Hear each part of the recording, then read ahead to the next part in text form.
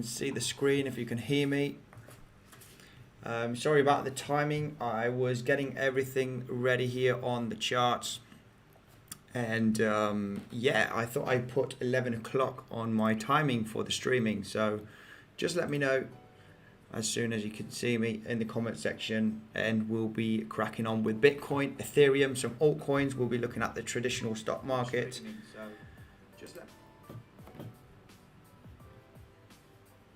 So yeah, guys, let me know in the comment section.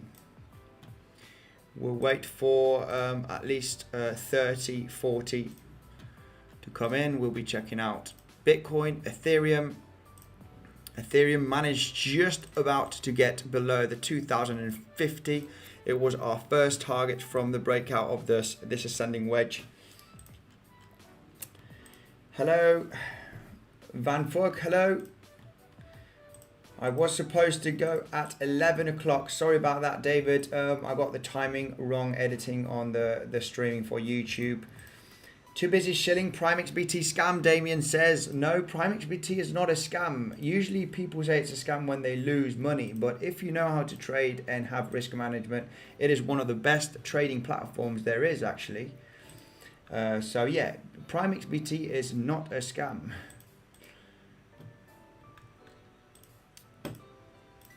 All good. Hi, how are you? Thomas, Alexander, how are you guys doing? 8 watching. It is Friday morning. Maybe there's a bit of an experiment. I'm not sure if we're going to get too much viewers. Most of the people have their regular jobs, so they might Central European time, also in the States. It's too early for now, but it's just a bit of an experiment. We're going to do this live stream, see how many viewers we've got. So anyway, guys, we're going to go through the Bitcoin and Ethereum price. We're also going to take a look at some on-chain data, very interesting. And I will be going through the comment section, see if you want me to look at any altcoins. Having a consolidation here, Bitcoin, the most likely scenario after this retracement will be having another leg down, guys. This is what the chart is telling me. We have getting exhausted here to come up. So yeah, most likely would be coming down and retesting the $31,000 range. Also, Ethereum came down nicely to the $2,044 approximately. We did say yesterday that this was going to be a major resistance point, major support level. It was heavy resistance there. It bounced here as support. So taking quite a bit of some profits if you did trade this, you know, taking 30-50% of your trades. Start putting your stop loss, you know, from your entry point. Hello, bro. How are you doing? The Spot Zaba. Very well, thank you. How are you, Spot Zaba? I tried using PrimeXbt with Bitcoin Centers code and code the 50% extra on deposit. Good. Did you manage to get it? You just, when you sign in here, you just put the promotion code right over there, Bitcoin Centers 50, by using the link, and then it's added. Your 50% is added here. So if we go here to trade,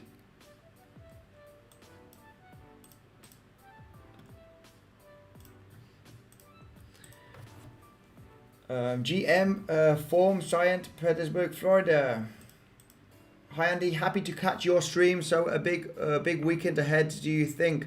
We're gonna check this out actually right now. I'm not sure if the weekend's gonna be big or not. Smash the like button. Thank you very much, Sherwin.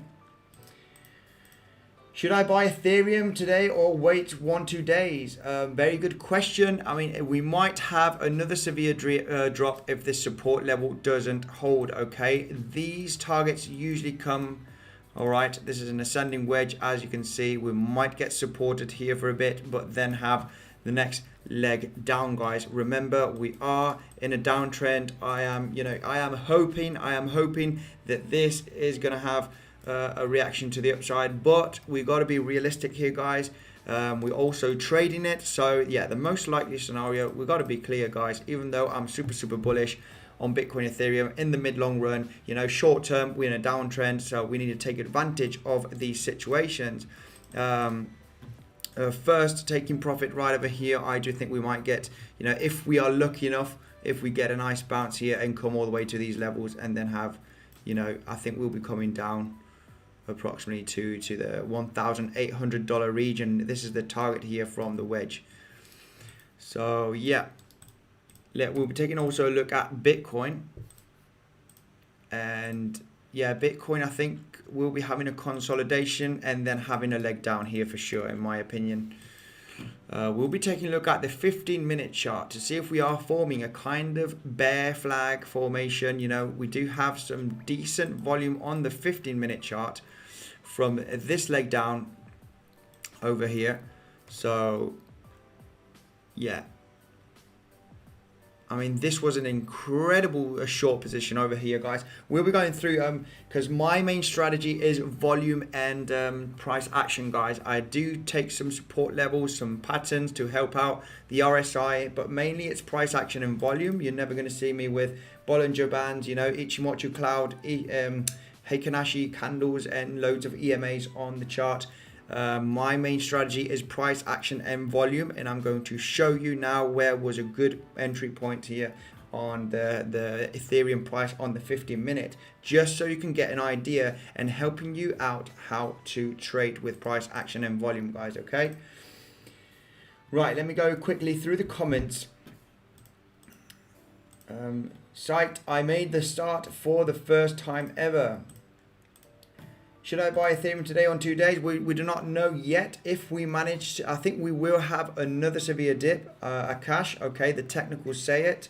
Maybe potentially losing the $2,000 range. I'm not sure if it's going to be that strong for Ethereum to get a bounce from this area. Okay, there's not a huge significant amount of volume defending this range.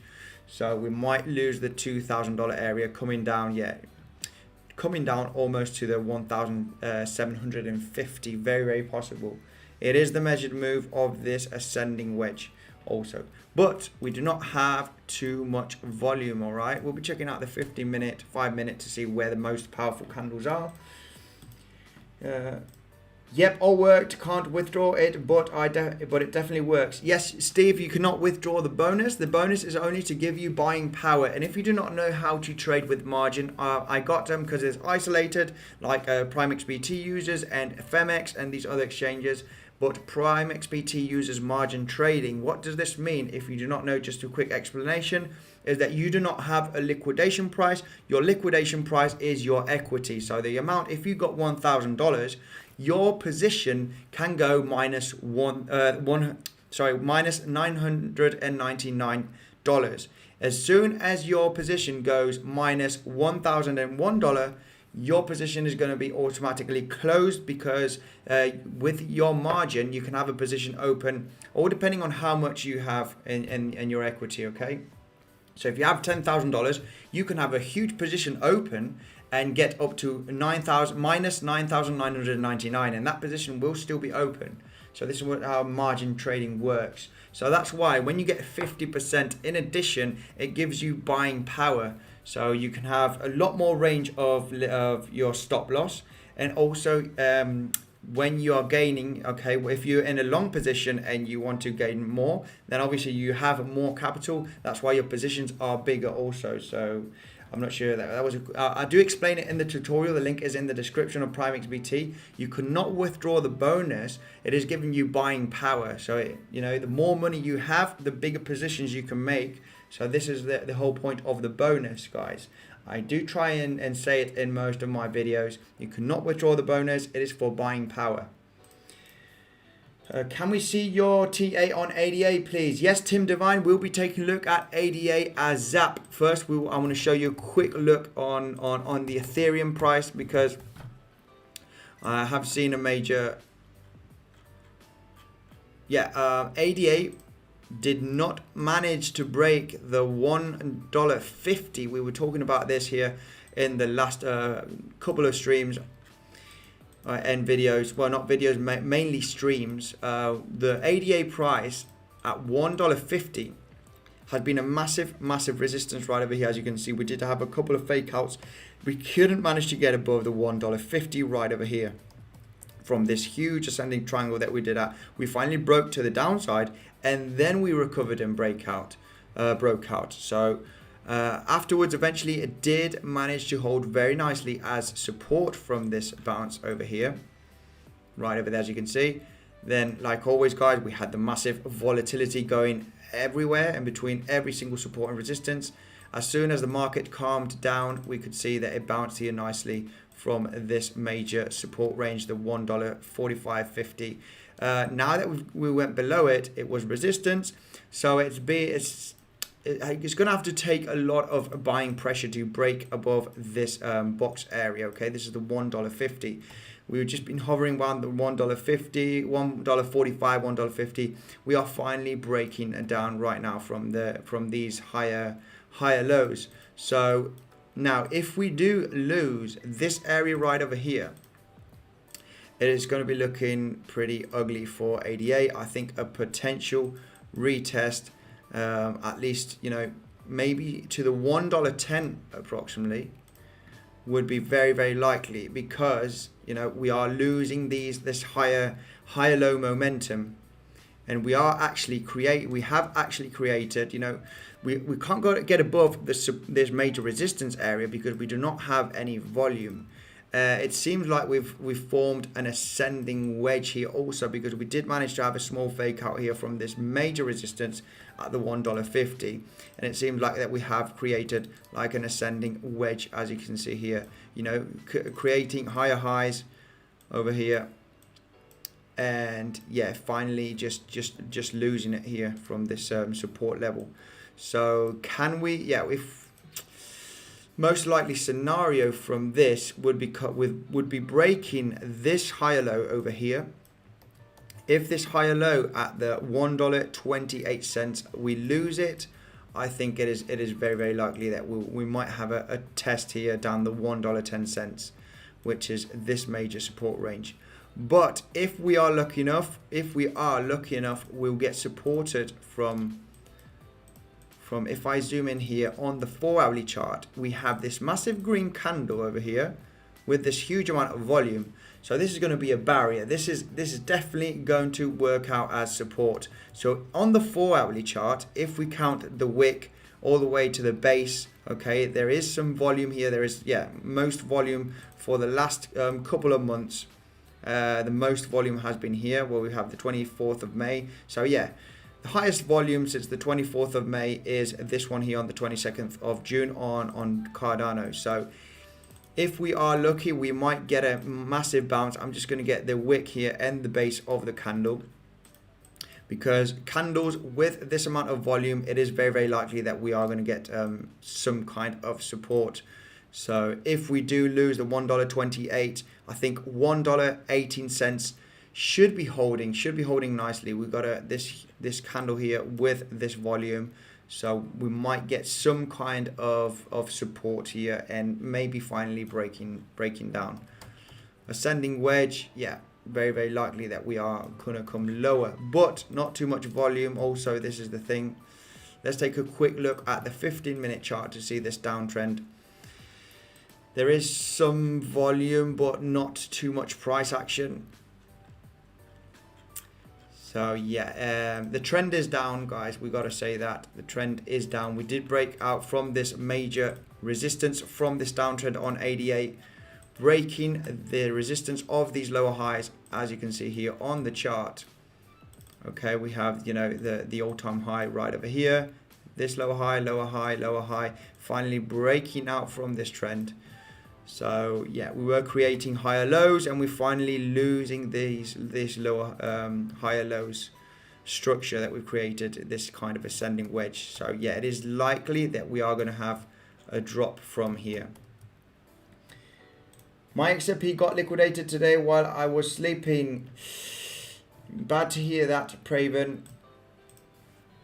Is next BTC target 30,200 according to my own noob TA? Haven't been here for a while. Nothing special. Well, let's take a look.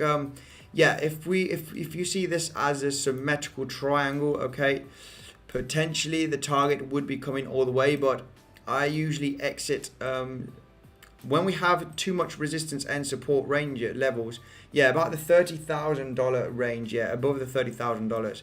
But I'm expecting the $31,000 to have, you know, to hold nicely here. We can see it is these two wicks that we've had over here as support. So yeah, I do think that we will see some kind of support at the $31,000, potentially losing it, but it is a good place to start taking some profits.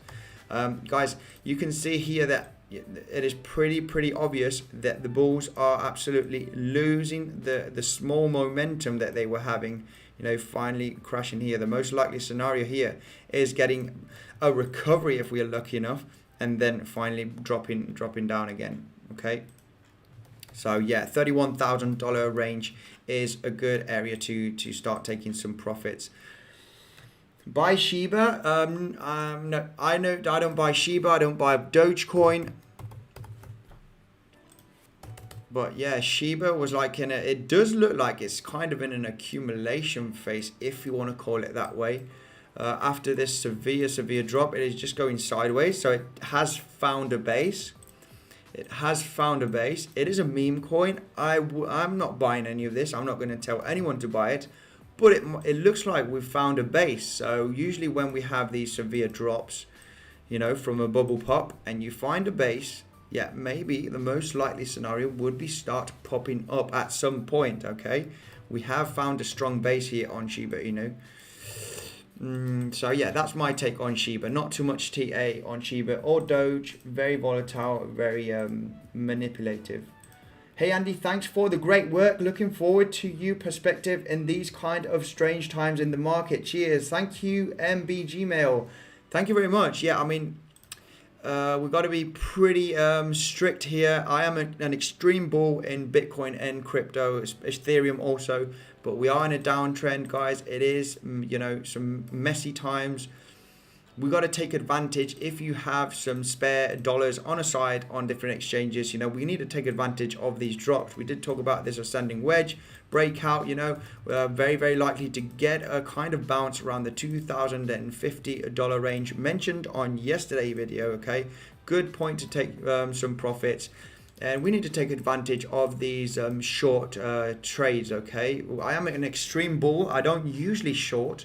I usually take 70% longs and 30% short positions. I do not like shorting Bitcoin and Ethereum in the crypto space. I'm just too bullish on it to short it. But if I see it pretty clear like this one, yeah, we take the short position, guys. We do it on PrimeXbt, for example. If, guys, I am shilling this because I get a small commission. This helps me also to get a little bit of commission because of the YouTube. I'm showing you how to read price action and volume. And if you are willing to trade, okay, if you are experienced or you're willing to learn, the tutorial is down in the description of PrimeXbt, and the link is also in the description. If you use my link and Bitcoin Census 50 as the promotion code, you're getting 50% added onto your deposit. You cannot withdraw it. It is used for buying power. You have more buying power. You can make bigger positions with this bonus. It is 50% added. PrimeXbt, my favorite for day trading. It is not a scam. I am shilling it because I get a commission, and it's an absolutely great platform. Okay. Right, Doge, huge pump. Let's take a look at Doge. I think Doge went all the way down to the 20 cents levels. Yeah, even below the 20 cents. Not huge pump, but yeah, I mean, I do not like doing TA on Doge. It is not looking good at all.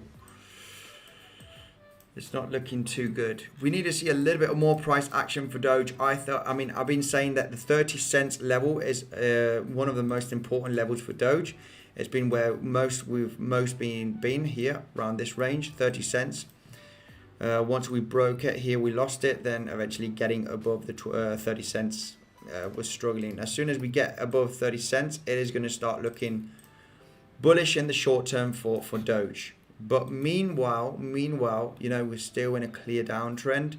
So as soon as we pick up here a little bit, you know, finding higher lows, which we are currently in the short term.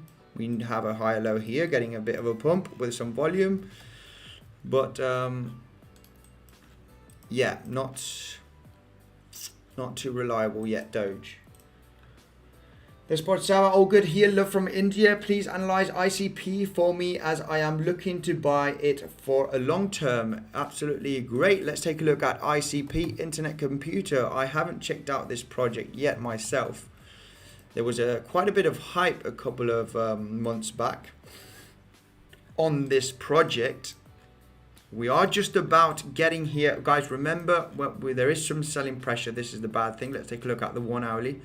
Yeah, guys, this, in my opinion, okay, don't take this for granted. This is the experience that I have analyzing price action and volume. I think this major support range is going to hold, okay? This is what I had here on ICP. And you know I'm a volume.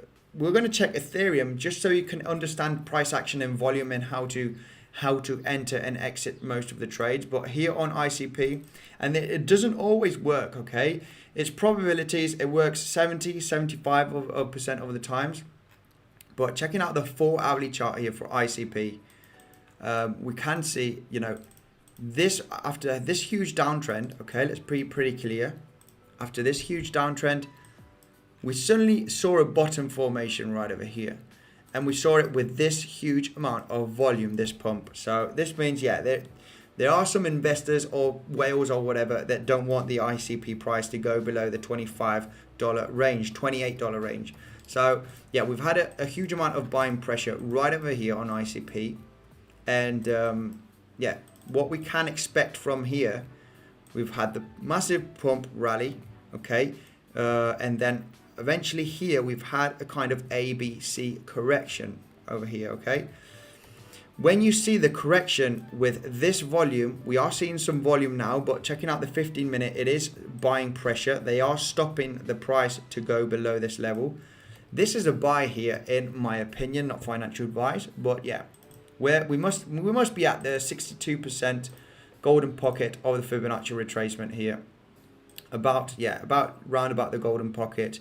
So as long as you're between golden pocket and 78% of the Fibonacci retracement, this is usually a buy, guys. Especially with this volume drying out. Looks like that we are seeing some volume fighting here for this level. But the most likely scenario here would be having a pump, guys. Eventually, I'm not sure BTC Ethereum has too much of an impact. I guess it does, like most of the cryptos on ICP. But zooming in here on the 1 hourly, yeah, we can see, you know, this volume over here. That's why I put this white trend line, okay? We've got this green candle over here with this amount of volume. This is the highest volume that's been, you know, registered on ICP, at least on the Binance chart. The highest volume was this huge green candle, and this red box that I have here is the top of the candle, okay? This red box is the top. This white horizontal line is the bottom of the green candle. So if I zoom into the chart, what's happening right now, guess what? We are having a bounce right over there at this moment. So it is most likely for ICP, you know, bouncing from the $37, $39 range, coming up all the way to the $55 area, okay, almost meeting the highs here that we made here. On the 1 hourly, you know, suddenly here, guys, suddenly, you know, just so you can see how price action and volume works, where we have this massive candle. It is the 62% approximately Fibonacci retracement from this impulse. We have a kind of ABC correction right over here. So there's 1, there's 2. Most likely scenario would be coming back up here again. Guys, it is the most likely scenario. We are in a huge downtrend, okay? This is true. We are in a huge downtrend, but we have broken out from these lower highs, sorry. We've broken out from some of these lower highs. There is a lot of volume here from this bounce. You know, the trend is your friend till the end, and this is signaling me that, yeah, this trend doesn't want to continue because we have a huge amount of buying pressure, you know, and suddenly the price having this massive leg up. It is a little bit of a risky one. You would want to see some confirmation here and then potentially get into a long. But I mean, it does make sense, guys. Just I read price action and volume. This 1 hourly chart since the 26th of June, price action to the upside. this volume correction with no volume at all. The bears don't want to push the price lower. We are suddenly seeing some volume activity here. So if we take a look at the 15-minute chart, you know, yeah, these green candles, yeah, they are buying. These are buying positions around this area. The most likely scenario would be getting a bounce here, guys. Okay, on ICP, it doesn't look too bad. The ICP chart, after having this massive, you know, the market was bleeding, but it came out with like 10 billion of market capitalization. I think it was overhyped. And it just had to have this massive correction. It seems like the correction might be ending over here. We have good volume. So yeah, this is what I got for ICP. I think it is very unlikely to come back down to the $28 range. In my opinion. Always, guys. Hi, Revanth. How are you doing? HR, hi, hello. How are you doing? Damien, Shiba set for a pump. Damien Jelfs, Shiba set for a pump. Yeah, potentially. Shiba looks like it is found its bottom, and it's a very sideways action. Might be in like an accumulation phase, so it doesn't look too bad. Thank you, my friend Andy. Like, subscribe. Thank you, Akash, very much for joining in. KM, there's no hidden divergence. Lon, we are clearly headed for a major dip. What do you think of that? Right, let's take a look here at what Karim says. What do you think about the 4 hourly hitting bullish divergence on Ethereum? Right, let's take a look at Ethereum.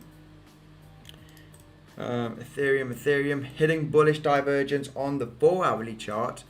Yes, I can see it right up. Wait. Hidden bullish divergence. Hidden bullish divergence. Well, bearish divergence would be, you know, the RSI getting above here. This RSI, which is, you know, from there to there, we are creating lower highs. And yeah, the RSI is making higher highs. So these are hidden bearish divergence that I can see from this RSI to these ones, creating higher highs. And the price action creating lower highs right over here. So this means that the most likely scenario that the trend is going to continue, and on the 4 hourly the trend is to the downside. So anyway, all of this indicates me hidden bearish divergence. I see. Sorry, Karim. Sorry. We have the ascending wedge. I am not sure if the $2,050 range is going to hold. What I will be doing, I'll be adding another position if we have a nice correction up here, guys. If we have a correction now over here, my opinion, I might be wrong. This is my experience. I will be placing a short right over here. Potentially getting most of my position out here. And if we move, I will leave some open, getting my position protected. And then if we have another leg down again, eventually, I've seen this so many times, guys. The most likely scenario is doing this if we do not come down now. If we come up, it will be good to add some positions. And by looking at this chart, guess what? If we did have the correction, it will be looking even better. Because if we did do this, we'll be forming a head and shoulder pattern right over here, as you can see. And it does, you know, it is a coincidence with the ascending wedge. You know, once you look ascending wedges, when they're going to meet the target, they do actually, the head is formed at the very end of the wedge usually. So you do have a kind of head and shoulder pattern. So it would be good. This might not break to the downside and we might come up. So that's why I'm willing to risk a small percentage here, you know, with a tight stop loss just above here, the head potentially, and then looking for this trade and exit most of my position there, because I do not know if this head and shoulder will play out and break down. But this is a very, very tradable potential scenario for Ethereum. Hidden bearish divergence. I cannot see the hidden bullish divergence. Yeah, maybe in this area we cannot see, you know, we are creating. Yeah. Hi Andy. Hi Joseph. How are you doing? Welcome. HR, how are you? There's one from July 2 till now, KM. He says from hidden bullish divergence from the second of. I'm gonna have to look at the cheat sheet now for bullish divergence. This is a great tool, guys. The cheat sheet here for. So. Just so we're clear, here I have in the comment section Karim saying that there is bullish hidden divergence. So we have the RSI making lower lows, okay, and the price action making higher lows. This is bullish divergence. Yeah, we do not exactly have a bullish divergence from the second. So we have this lower low here making a higher low there. And yeah, the RSI is making, you know, from the 2nd of July, it should be going down. Okay, I see it now. Potentially you are saying it from this one, right? Yeah. Okay. There is a small bullish divergence, all right. Karim is totally right, but it is a very, very weak one. We have, you know, we are in a bigger downtrend here. I'm not sure if this is. It is pretty small. We still have power here, I think. It is too soon to call this a hidden bullish divergence because we have the price action making higher lows right over here slightly and the RSI making lower lows. So, yeah, the trend is up in this case, but yeah, it is too soon. I think the RSI and the price action will finally break out from here. We might have a small correction and then potentially drop, but yeah, it's still too soon. The RSI can go to extreme oversold territory, and yeah, the price action can just do that, and then eventually the hidden bullish divergence will be totally invalidated. There's very, very small time frame here for this to play out. I mean, I'm willing to, you know, guys, there is some rejection here, so I am willing to place this does look like it's going to have a small potential reversal. We do have some bullish divergence here on the 1 hourly. Okay, so if we take a look at the 1 hourly, you know, this reversal is very, very likely to play out. The thing is, where are we going to reverse to? Well, we're going to take a look at some potential levels here on Ethereum. We have the RSI making higher lows. Here we did create from this point lower lows, so that is bullish divergence on the 1 hourly. This pump is, yeah, very likely a sideways action, or at least, you know, a little bit higher.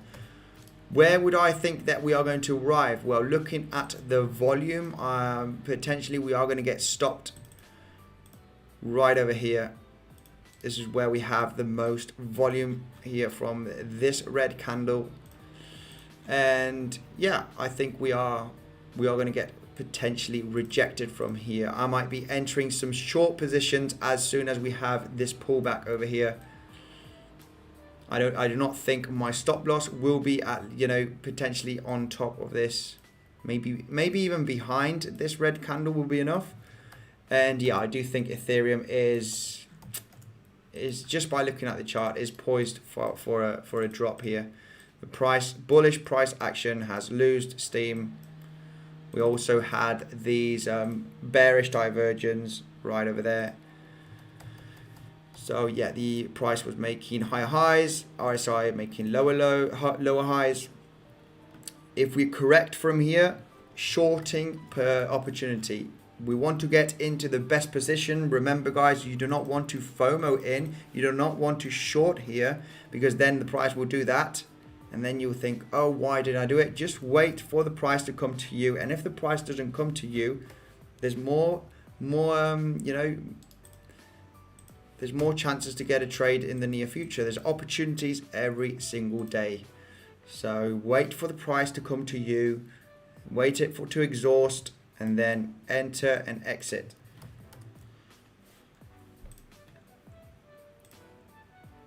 Doge is currently pumping. Elon did a reply to Matt Wallace promoting Doge over BTC. Seems he can't help himself trying to save a dying coin. Yeah, exactly. I mean, Doge is totally inflationary and it is a hype coin. As soon as people start losing interest and there's going to be better crypto projects coming out, people realizing and that this is, there's always going to be the gamblers, and yeah, it's a gamble really with Dogecoin in my opinion.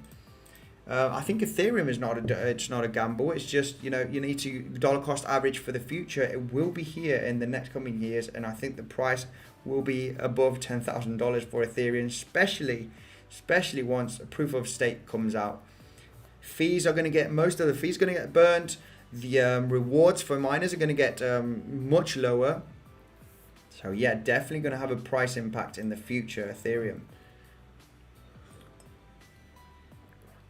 And if BTC goes to 31.5k, then BTC will make 1 hour bullish divergence beautifully.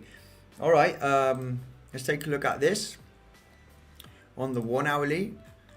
If BTC go to 31.5,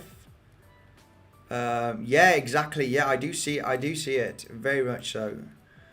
This is actually what I am expecting. Thanks to pointing this out, HR, because this is what we want to see. We want to see a leg down, potential bear flag, and then, most likely scenario, guys, we've seen, if you're here, if you're an old subscriber or if you're new, this is what usually happens. You have a drop off from these major levels of a symmetrical triangle or something. You do have the pop out, you have a correction, some pumps, guys. We might be wanting to enter some short positions. In my opinion, I could be totally wrong. We might have someone that just buys, 500 million worth of Bitcoin, and then suddenly the price is going to go back up again to the 35k range. But this is trading, guys. We need to go with the probabilities, and the most likely scenario here is that we are exhausting and we are going to come down to this range, okay? If we do have a leg down right now, it is very unlikely that the RSI will be coming below this oversold territory, okay? We might have a severe dip, okay? But I do believe so that we'll be creating a higher low on the RSI, and eventually that is going to be a nice bullish divergence. I think, we will be bottoming, bottoming local small bottom around the 31.5. So all depending on the movement that we see. But yeah, very good point. So yeah, we'll be taking a look at the 15-minute chart here for Bitcoin, because this sideways consolidation, I think the most likely scenario here is that we are going to break down very shortly in my opinion. On the 15-minute chart, we do have, this volume over here, right over there, which is this candle. We have this one over here, which are these two over there. And guys, when I talked about the price action and a volume, we want to see it first a dip, sideways action, another dip. So we have more volume dipping. In the correction, we are going to get a bounce from, sorry, I'm making a mess here, from this candle right over there. Look at this candle there with this volume. This is going to be a barrier, okay? We have this one that obviously we are going to have a correction behind it, most likely. But you have the first one, and the bottom bit of the first one with this amount of volume. It is not a huge amount, but it is intentional compared to what we've seen before. Yeah, it is going to be a barrier, so that would have been a great short opportunity right over there. Just picking up that wick, where we have the barrier here of this volume. Boom, enter, and we are looking potentially for a double bottom scenario, the bottom bit of this candle with this volume. So you enter here, you exit here, guys. A lot of people, I have many friends that we're also looking at the charts and looking at price action and volume, and they're thinking, wow, we're in a profit now, so we leave it because it might have another dip. Guys, no, we need to be pretty strict on scalping. I scalp and swing trade, but if you're scalping, you want to enter, you want to exit, okay? As soon as you get a profit, you want to get up, get at the best point. The trend is down here on the 15-minute and on the 1 hourly reversal. This massive trend has had this volume. This second trend has had this volume. So if we have a retracement, you want to get into a position to short and get out as soon as you earn a decent profit.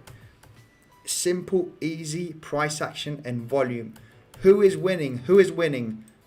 Where there's more volume. Where's the more volume? To the downside. If we have a correction, there's less volume. We have this one, yes, okay, but that's not. It's very irrelevant in between the other candles. Most likely scenario, we are going to get pushed back down, guys. Easy, simple. I do not need 50 moving averages, Ichimoku clouds, and none of that nonsense.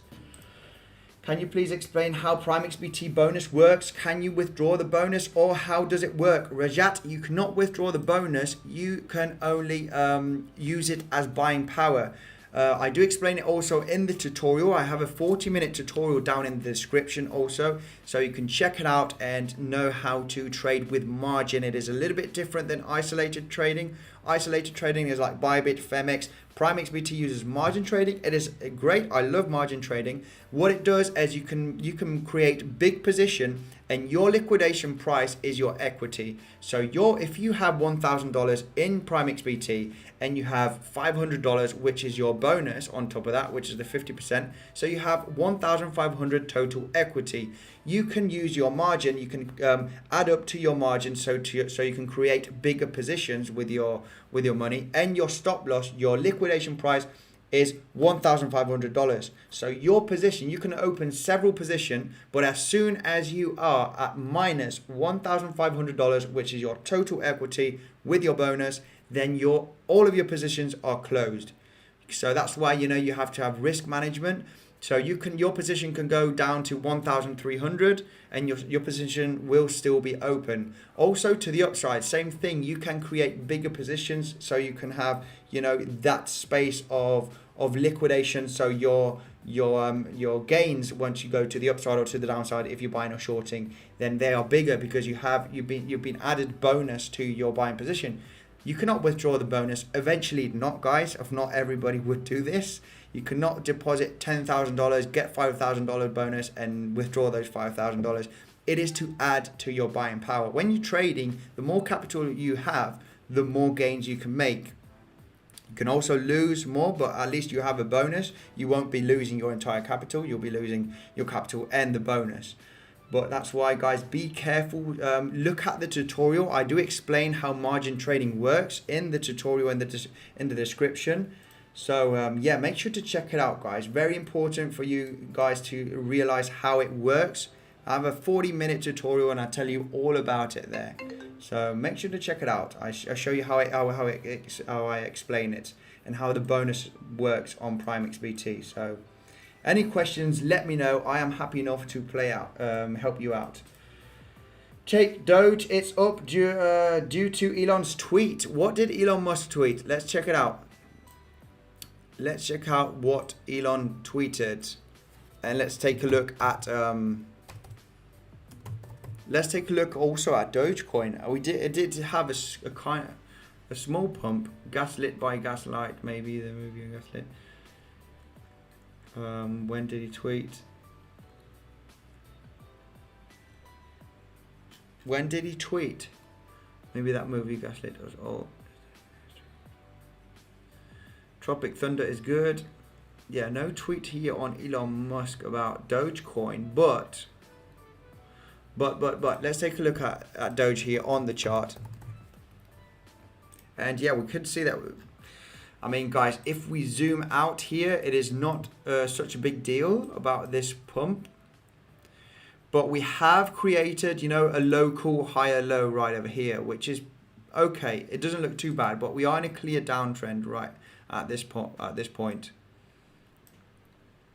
Notice here that we did break out from the resistance from this downtrend over here, and then came all the way back down, retested it down here.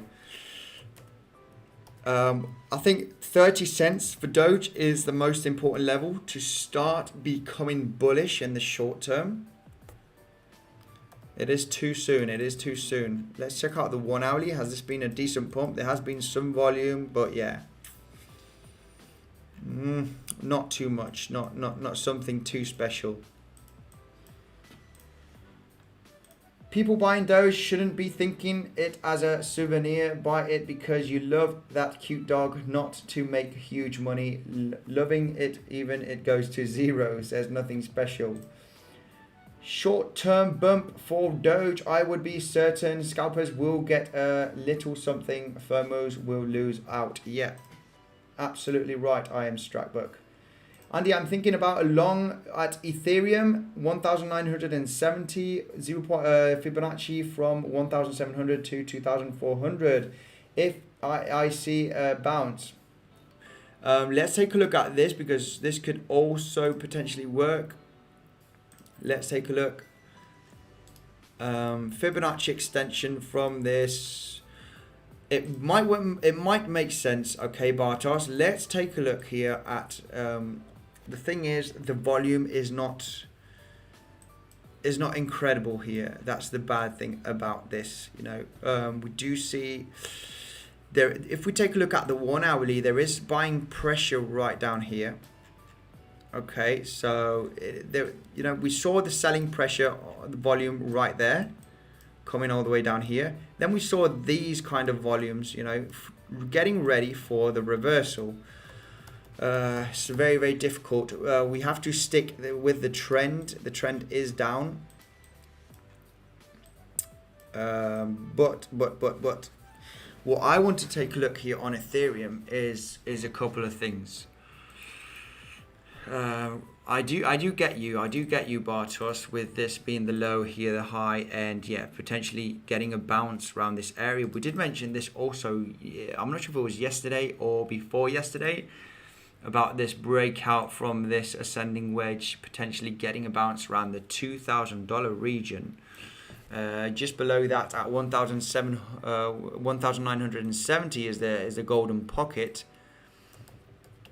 So yeah, maybe it is a risky long. If you are a strong believer that this is going to be a double bottom, you know, yeah, it might be worth the take, at least to this high over here. You know, I get the trade, and it might be a good opportunity. I'm not saying it's not. Potentially have a tight stop loss. If you enter here, have a tight stop loss. Not too tight eventually because of the volatility. It will exterminate you from the market, but don't have your stop loss, you know, all the way down here for a trade, all the way up here. So yeah, if we do take a look at the 1 hourly, you know, there is a pretty good candle here with a huge amount of volume. And the top of the candle is 1,960 approximately.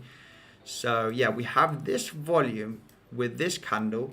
We will get some kind of resistance, of support. Okay, this is the 1 hourly. Okay, we do have this relevant candle. It is not a massive one, but it is bigger than the ones that we've had, you know, except for these red ones over here from the downtrend. So there will be some kind of support at the top out there of this candle. It's maybe worth the risk.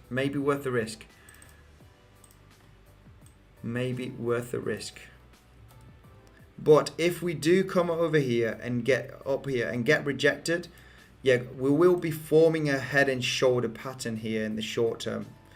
And we've got, you know, we've got the downtrend, the ascending wedge, breaking the ascending wedge. We'll be forming, you know, a massive head and shoulder here. Well, not massive, but in the short term, you know, pretty reliable on the 1 hourly chart. We do have, you know, the bearish divergence that can still play out.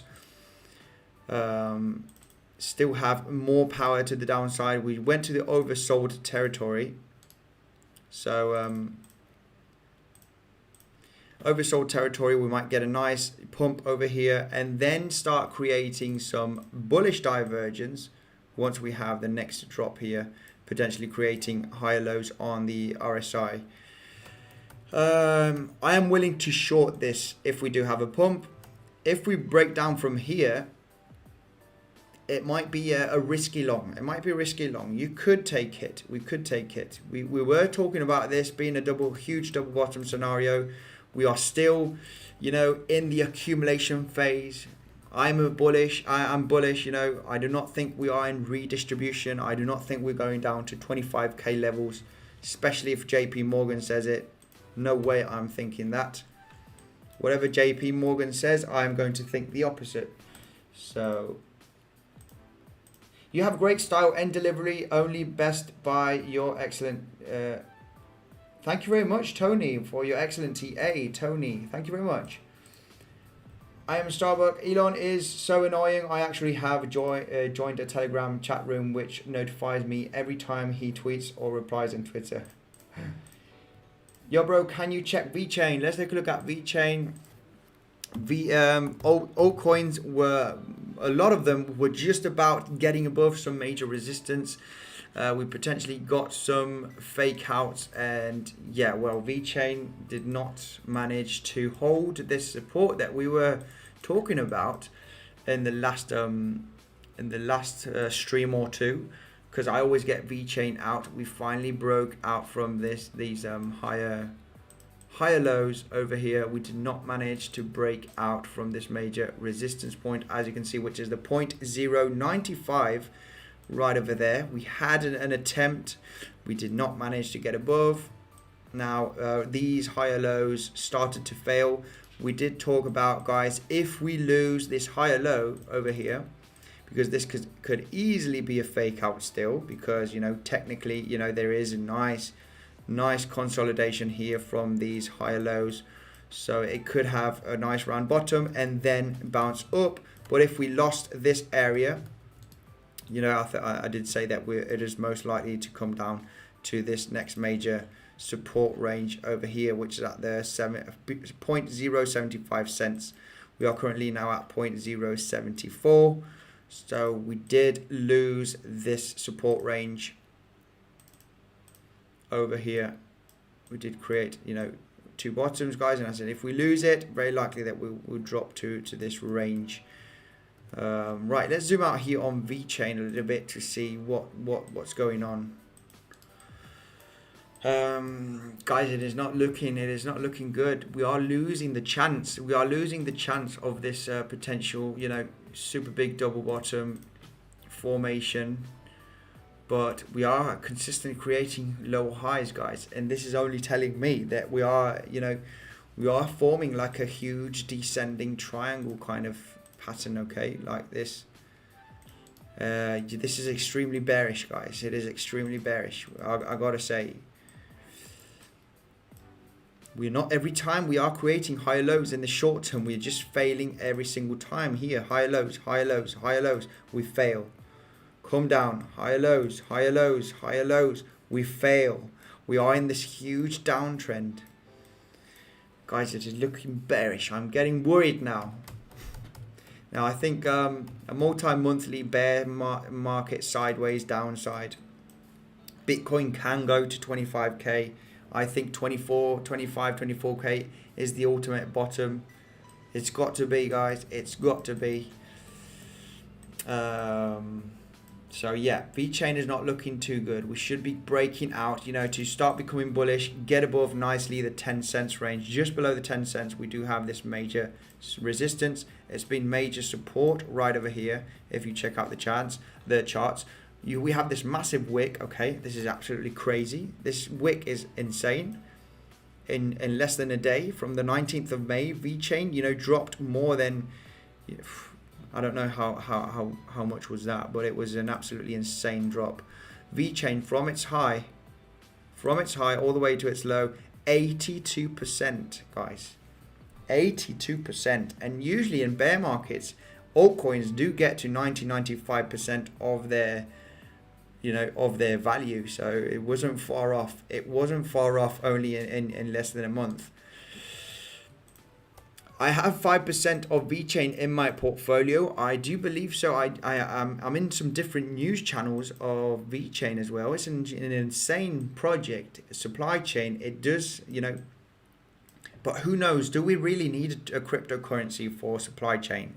Do you actually need the crypto to track the supply in the economy? Maybe not. Maybe they are going to find a way to not use cryptos. Anyway, it is the risk though. It is a company, it is working, and it's just in case, I will have 5% in my portfolio of VeChain. It seems like a promising crypto project.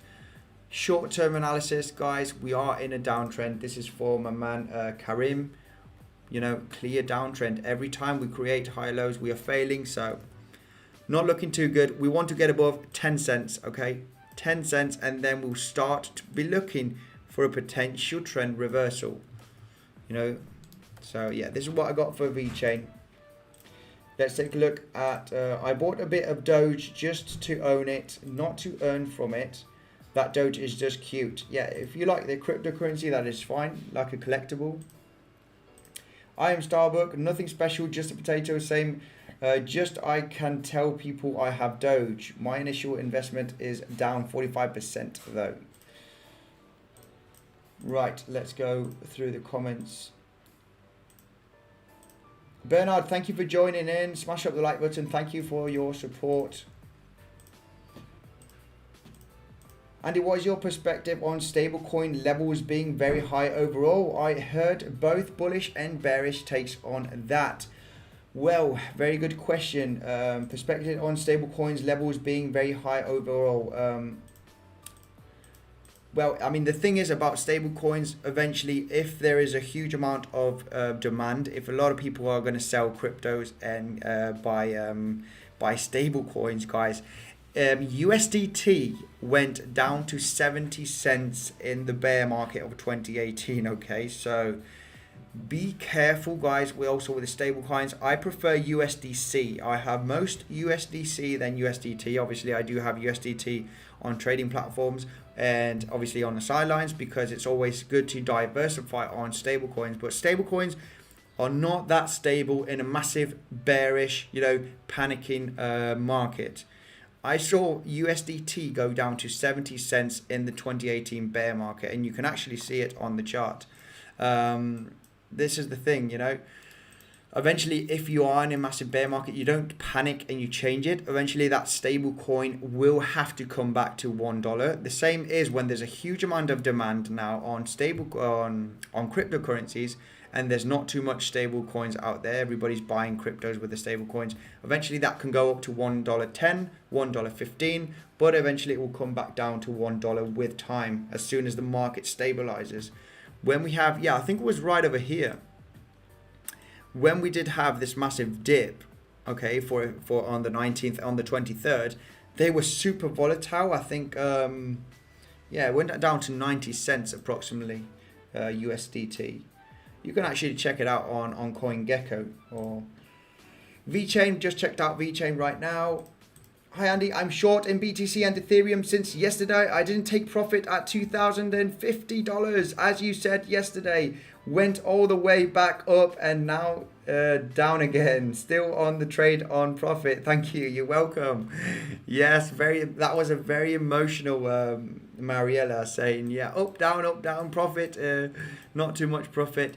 Yeah, be careful because we do not know if we're going to have a recovery here. You know, the most likely scenario would be correcting from here. I am going to risk a short position here. I think this major resistance is going to hold. We are breaking out from an ascending wedge. Could we manage to do this? Yes, but yeah, I'll have a tight stop loss. Yeah, that's why I risk 5% of my capital when I'm trading. You know, I don't risk $10,000. I don't risk, 50% of my capital while I'm trading, just a small percentage, and yeah, if it's a stop loss, yeah, cannot always win. You want to try and win 7, maybe 8 if you have a brilliant couple of weeks of your trading positions. We did mention yesterday the 2050, 2030 should be holding nice as support. It's been a very, very strong range, as you can see right over here. So yeah, it would have been good to take 50% of profits around these levels, 2050. Yeah, if we do manage to pick up here, I am going to place a short, guys. Yeah, when everybody gets excited because we're pumping, I'm the guy that's going to be shorting. And I'm going to do that on PrimeXbt, guys. if you are interested in trading, make sure to check out the platform. If you use my link in the description, you're getting 50% in addition of whatever you deposit. If you deposit, you know, $5,000, you're getting $2,500 on top of that. You cannot withdraw the bonus. It is used for buying power. Okay, so I am shilling these platforms because I do get a small commission, guys. It is not a scam. I had someone, Damien, saying that the PrimeXbt is a scam. No, no, no. This is one of the best trading platforms. You use Bitcoin, Ethereum, or USDT as collateral, and you can trade up to 50 different assets. There are no scam wicks, guys. You can check any market here. You will never see on PrimeXbt, unless it's on the real exchanges. If they do have a massive scam wick, eventually it's going to be here also. But you do not see them, such as other platforms. You know, you do not see massive scam wicks. They are really legit, great platform, PrimeXbt. I have the tutorial down below if you want to learn how to use margin trading. Margin trading for me, for day trading, is one of the best, guys. So make sure to check it out. You've got an insane bonus. I'm getting a commission, so it's a win-win. And you'll be supporting the channel out. Right, let's take a look at some cryptos here. Diego, hello. Chubatsemo, check Doge, please. Yeah, I've been checking out Doge, guys. My take on Doge is we need to get above the 30 cents, okay, guys, to start becoming bullish. Where's Doge? Right over here. I mean, yeah. We need 30 cents. You know, we need to clearly make, you know, nice higher lows right over here. It's still too soon. Then potentially something like that. Then I'll be saying, guys, this is looking pretty bullish. But for the moment, it is too soon. This could easily come back down. And if we zoom in here, you know, this tiny pump, you know, just by looking at this trend here, in the short term, from the 24th of June, I get this high, this one, you know, we are still below this lower high trend, you know. You can take it all the way back here even, as you can see, and it's still touching every single time. So if we do break this trend, it'll be starting to look okay, but I want to get all the way above here and break it, because for Dogecoin, this mini little pump, I don't think it is going to do much. I don't think it's going to do much. Right, let me go through the comments here quickly. I am lagging a lot like always. I'm trying to, you know, take some time on each single one of you. However, whoever disliked video, maybe he need thumbnail only. Yes, exactly, Spy Info. Somebody disliked my video. Not good. 215 watching, guys. Let's try and get to 200 likes here for this stream. I'll be trying to go. Ethereum, please, through all the comments, guys. I usually miss some of them because it's really hard work. Ethereum, right. Ethereum take here.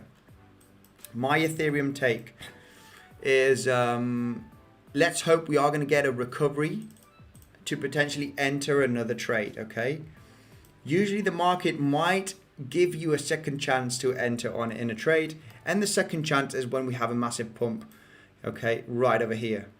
And then eventually I think a good shorting place would be around the $2,250 range approximately for a short position. I do believe that this ascending wedge, you know, is gonna finally play out over here, at least having another retest at the $2,050 range. If we correct from here, I don't think that the Ethereum price is going to have enough power to break above this double top also scenario. I just don't see it. I see this more doing this than doing this. Guys, I need to look at the probabilities. These highs are just losing steam. We're ascending wedge, downtrend. We're going down. This is the retracement of coming from this downtrend.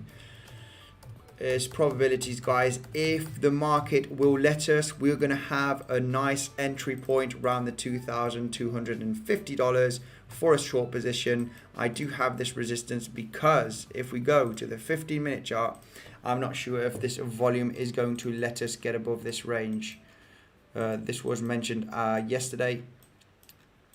We do have these candles over here. If you check out these candles with this volume, that's why I've got this major support range resistance. Okay, if we come all the way here, then yeah, eventually we didn't manage to recover from here, had a drop. So yeah, if we are lucky enough to have a nice correction, I do think we'll finally lose and come back down. So that is going to be my short position, entering at $2,050. Note that we do have some bullish divergence on the 1 hourly. RSI is making higher lows and the price is making lower lows. So yeah, it is. This is very much well, it's actually playing out now sideways a little bit to the upside. You know, very, very natural market movement. I'm glad I've shorted Engine and ICP for a scalp yesterday. Market's looking quite weak. A lot of hidden bearish divergence on 30-minute and 1 hour charts. Perfect, perfect, perfect. Let's take a look. Yeah, we can already see. Yeah, if we want to, if you check out here the 1 hourly chart on Ethereum, we have, you know, this high over here, this lower high over here. No, not even that one. This one over here. Okay, and this one eventually was going to lose steam most likely. These are hidden bearish divergence when you see the price action creating lower highs, and the RSI from this high to this high. So sorry, this is going right over there. So yes, eventually you still can pump to the upside, but the most likely scenario that it is going to exhaust. If the trend is down and you're starting to see signals of the RSI creating higher highs while you're creating lower highs, you still it doesn't mean you're going to have a straight turn over, but it does mean that the trend has power and that you can pump. And then once you create bearish divergence, also then that is it. You got hidden bearish divergence plus, sorry guys, making a mess here. Hidden bearish divergence. So this is, you know, if you like shorting or long in bullish and bearish divergence, you got, you know, this lower high, this high with this lower high, this high and this higher high on this RSI, hidden bearish divergence. The trend is down. We're having a recovery, and as soon as we start having, you know, more pumps to the upside and see that the RSI is creating lower highs while the price is still creating higher highs, yeah, this is you know, you got two signals, two types of divergence, the hidden bearish and the bearish ones. Most likely here, you know, this would have been a great short. Okay, this would have been a great risky short. You just put your stop loss on top of the wedge. You know, you got your hidden bearish divergence, you got your bearish divergence. You want to get a tight stop loss. And we do know, you know, I was mentioning that 2050 was going to be a strong support. So you could actually risk a trade here. You could risk one because you're risking one to gain 2 or 2.5. It would have been a great, great trade, this one. Just by looking at divergence. I'm not a divergence trader really, but you could sometimes, you know, if you really are really confident and you see, you know, two signals of divergence, the trend is down, you are pumping. Just some ways, guys. While I'm saying this, I also want to explain why this is happening. You can also download the cheat sheet here, okay, of the divergence. Helps out. You just can shot it from Google. Very, very helpful. I even get mixed up myself with the hidden bearish divergence. So right, let's go through the comments, guys. How strong is $31,000 for BTC? Would you cover all shorts on this level? Well, I do think so. Yeah, it would make sense to get protected around this range. If we take a look at the 4 hourly chart here for Bitcoin, then we can clearly see that the $31,000 is a major level. We do have these two wicks over here, okay? One from the 23rd of May, the other one from the 8th of June. Then we've got this one, this huge hammer on the 4 hourly. This is a massive hammer, okay? With this volume, this is people that, yeah, buying orders. People do not want the price of BTC going below $30,000. So $31,000. We do have, you know, the start of the candle. We do have a close right over here at exactly the $31,100 range on the 4 hourly. So it is definitely a major level. Could we wick still below it? Yes, of course. Could we still go, you know, and wick and touch the $30,000? Of course we can, yes. But I do think, you know, I think we are running out of support here. The more times we do know this, the more times you retest a support range, you know, the most likely it is that it's going to break at some point. Especially, you know, we haven't retested the highs here. Well, but there is buying pressure by looking at the volume. There is people buying up these levels. But they are the same ones that can still push it down several times before we start going down. They want to accumulate as much as they can below $30,000. So anyway,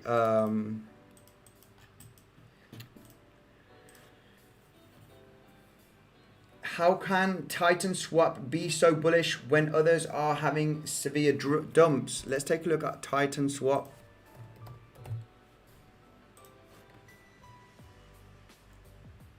It's having a really great run. It's a relatively new swap. I guess is it a decentralized exchange or a swap? Yeah, I mean it's like Theta. Theta eventually did have its massive correction, but Theta a couple of weeks back was hitting all-time highs at 60 cents, while everything was extremely low and dipping. Some cryptos are going to kind of decouple. These insane good projects might decouple from a lot of cryptos.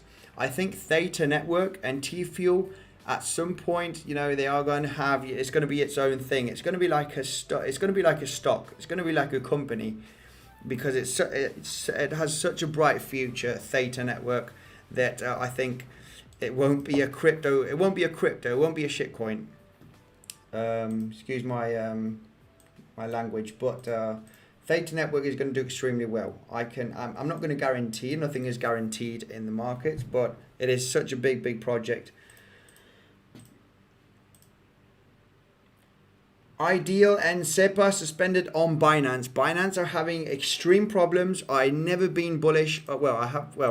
In the short term, yes, but I'm not a strong supporter of Binance and Binance Smart Chain. It is totally centralized. Everything Binance is centralized. The whole purpose of the magic of crypto, you know, what makes it beautiful about crypto is the decentralization, is the blockchain. You do not need third parties to start, you know, decentralized finance. And Binance is none of that. Binance Smart Chain is none of that. So, and now they're having problems. So that is better. They're the only ones that can have problems because they're not decentralized. You cannot sue. You cannot something that is decentralized. You just can't. It's censorship resistance. But Binance is not, because it's totally centralized. Elon power is fading. Yes. The breakout of the EQ for BTC is $24,000. Do you agree? Yes, sir, I do, Thomas. Any thoughts on Pirate Chain? I think Pirate Chain is great. I did do an interview with Crypto Rich, and yeah, he talked about Pirate Chain being the best private cryptocurrency. It has had a massive run, okay, for the last couple of years. So we might have a bear market, small bear market, but the crypto is great. It is. I think it's even better than Monero. We did talk about it in an interview with Crypto Rich. He did mention about Pirate Chain. So yeah, I think Pirate Chain might be a cool crypto in the near future. Privacy is also very important. Andy, I saw your past video that you said low volume of BTC top, but on 1 month chart, 21 May, June volume is similar to 2017, December and 2014. Your past video that you said low volume of BTC top, but on 1 monthly chart, 21 of May, June volume is similar of 2017 and December 2014. So what are you talking about? Are you talking about HR, the top of the, okay, let's take a look at here at Bitstamp, for example. It is not really the best chart to take a look at it, but on the monthly chart,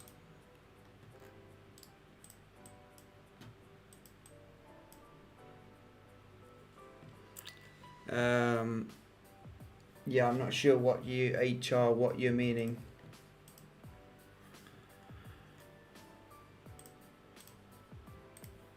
Anyway, let me go quickly through the comments, guys. If we put $1,000 and get $500 bonus, and then we use the $500 for 10x leverage and make a profit of let's say 100, so can we withdraw that $100 profit or not? Please clarify.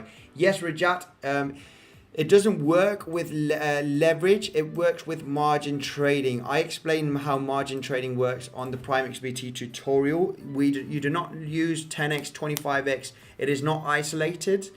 There's no 5x, 10x, 20x, 100x. It is margin trading. What does margin trading mean? That your liquidation price is your equity, okay? The price can drop as far as getting your entire equity. Obviously, you have to place your stop losses. So if you have $5,000, your trade can go minus $5,000. If you understand, you can add contracts. So the more contracts you add into your position, then that means that your liquidation price is closer. Your margin is going to be more tighter. If I can explain. I do explain it in the tutorial very well, so you can check it out. There is a section where it says margin trading. How does margin trading? I think in the tutorial section, check it out, because you cannot trade the bonus. It is added up to your margin, so you have more buying power. You can add more to your position. So if you deposit $1,000 and you have $500 of bonus, you're getting $1,500 in total. So your trade can go at a minus 1,500 and still be open. And you can also make better gains. So you'll be adding more contracts, all depending on how tight you want your equity to be, as close as your stop loss. So the more you can, I do explain it, and I'm not going to explain it right now. It is a little bit complex at the beginning, because most of the people are used to isolated trading. 5x, 10x, easy, my liquidation price is here, okay, fine. But margin trading is very, very powerful also. You can make really big trades, especially when you get this bonus added. It is added to your margin. It's adding buying power, and then you can withdraw the bonuses. So check out the tutorial down in the tutorial section of PrimeXbt. I do explain how if you are used to 5, 10x leverage, 20x, I do explain how you can use margin trading by using margin to see how much X would you like. So if you want to trade 5x, then you have to multiply this. I do explain it in the tutorial, so make sure to check it out. Rajat. I want some Pirate, says Bernard. Me too. I haven't got Pirate actually. VeChain, I've checked out VeChain. I think it's just after 10 minutes, 15 minutes of the stream. I am lagging so much behind the comment section. I just want to go through the comments quickly. So if there's any crypto to check out from the community, then we can check out. Let's see. Let's zoom in here for Ethereum. Hi Andy, thanks for teaching us TA. Learning so much from you. I love it when you live at this time. Thank you, Jenny, for your insane support. Very much appreciated. Hi, please check ETC USDT. Right, let's check that out then for Crypto Lord. ETC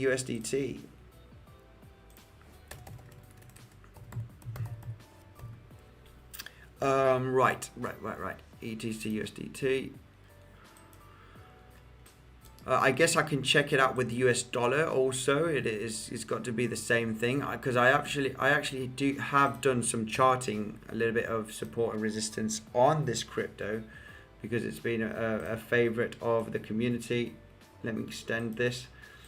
Right, we are just getting held here by a thread by this support range. I think we actually met the target from this symmetrical triangle, almost, about. Eventually, that's why you want to take a look at strong support levels. You want to zoom out on the chart, on the 4-hourly, and yeah, we have a clear peak here on ETC USDT, which is the $48 range approximately, right over there. This volatility was the 19th and 23rd. We crossed that out. This is just gonna absolutely violate different support and resistance. Everybody's panicking right over here, but as soon as the market stabilizes, we do see that market has memory, and it just bounced there at this support range at $49 approximately, just at this peak over here. We broke out, then managed to come back up with some decent volume here. So now, what can we expect for ETC? If we do lose this area, then I do see a potential drop here to at least the $44, and then the next one to the $38 range. There's not too much support, as you can see. Once we broke out from here, obviously we have the volatility from there, but we did have a, just in less than a day, we went straight back up from 38 to 49. Once we broke $38 right over here, we went straight back up also, as you can see. It only took about a day or so. Once we broke down here, it also took a day. This is the 4-hourly chart. So yeah, it took about a day to get straight back down.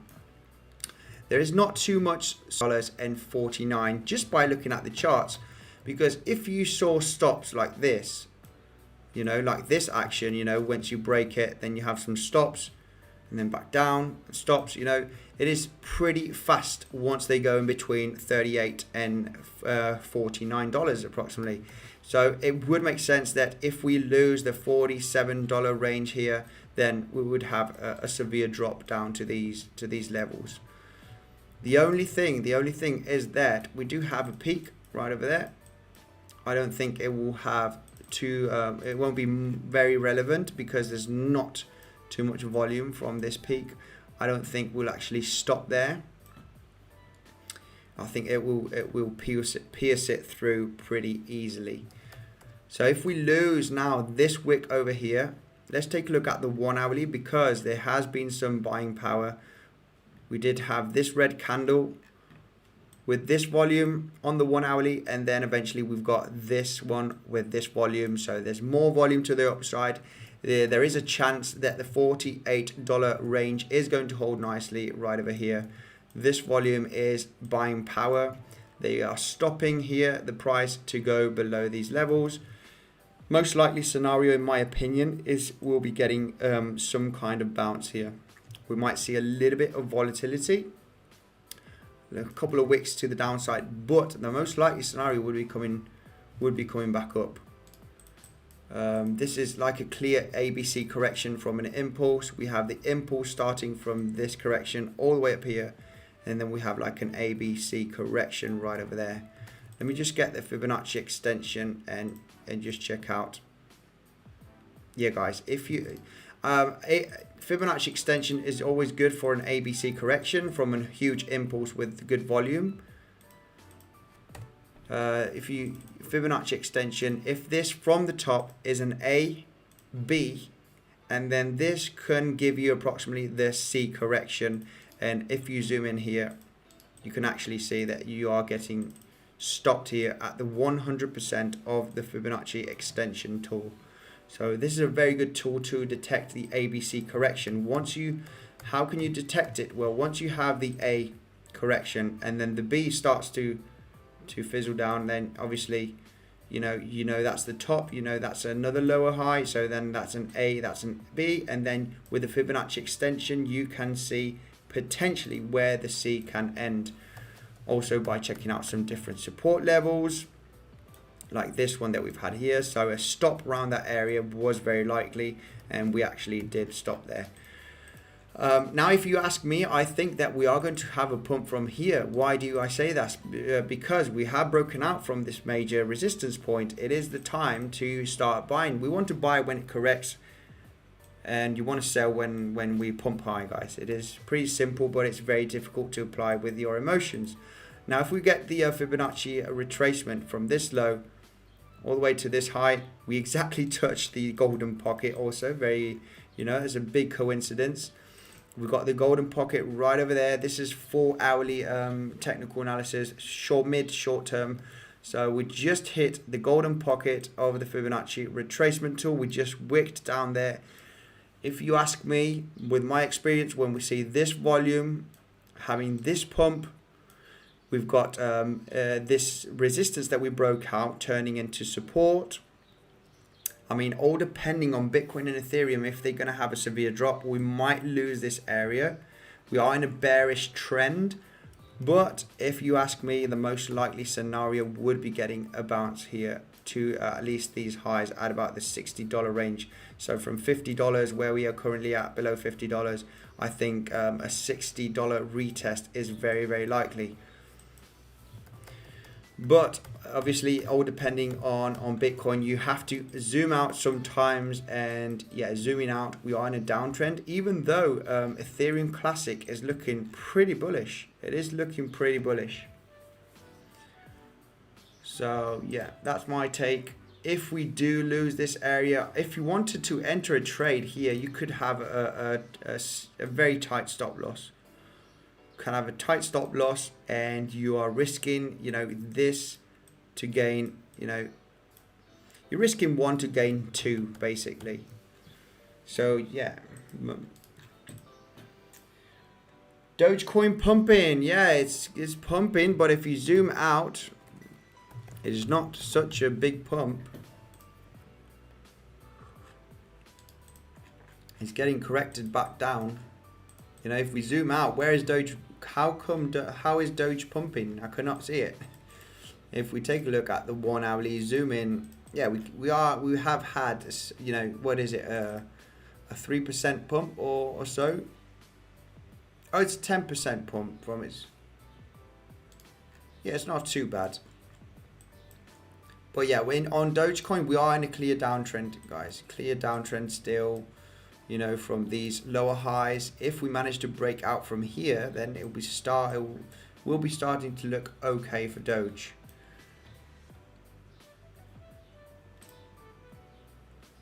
What will happen when RSI on BTC daily chart breaks the long resistance? Is it a turning point? Very good question. Let's take a look at this that you are talking about, which is the RSI. I guess you're talking about the bullish divergence, right? What will happen when the RSI on BTC daily chart breaks the long resistance? Is it a turning point? Okay, so I guess on the RSI we do have this massive downtrend with these lower highs on the RSI, and we are creating higher lows. We are currently getting very tight into a triangle, as you can see here on the RSI. I did mention this on yesterday's video. This is a very, very good point. This is also on our Twitter. So guys, if you don't follow us on Twitter, make sure to check us out, because that was mentioned on Twitter. We have the massive bearish divergence right over here. Eventually, at some point on the daily, now guys, this is super, super strong. Okay, when you see divergence on the RSI on the daily chart, it is super, super, super powerful. Okay, I mean, at some point it is going to play out. We've had a massive downtrend here with these lower highs on the RSI, and eventually you cannot create these massive high points, higher highs. You can clearly see that this is getting exhausted. Okay, it is getting exhausted. we are creating massive bearish divergence. So once this eventually played out, obviously in May, as you can see right over here, massive drop to the downside, divergence playing out.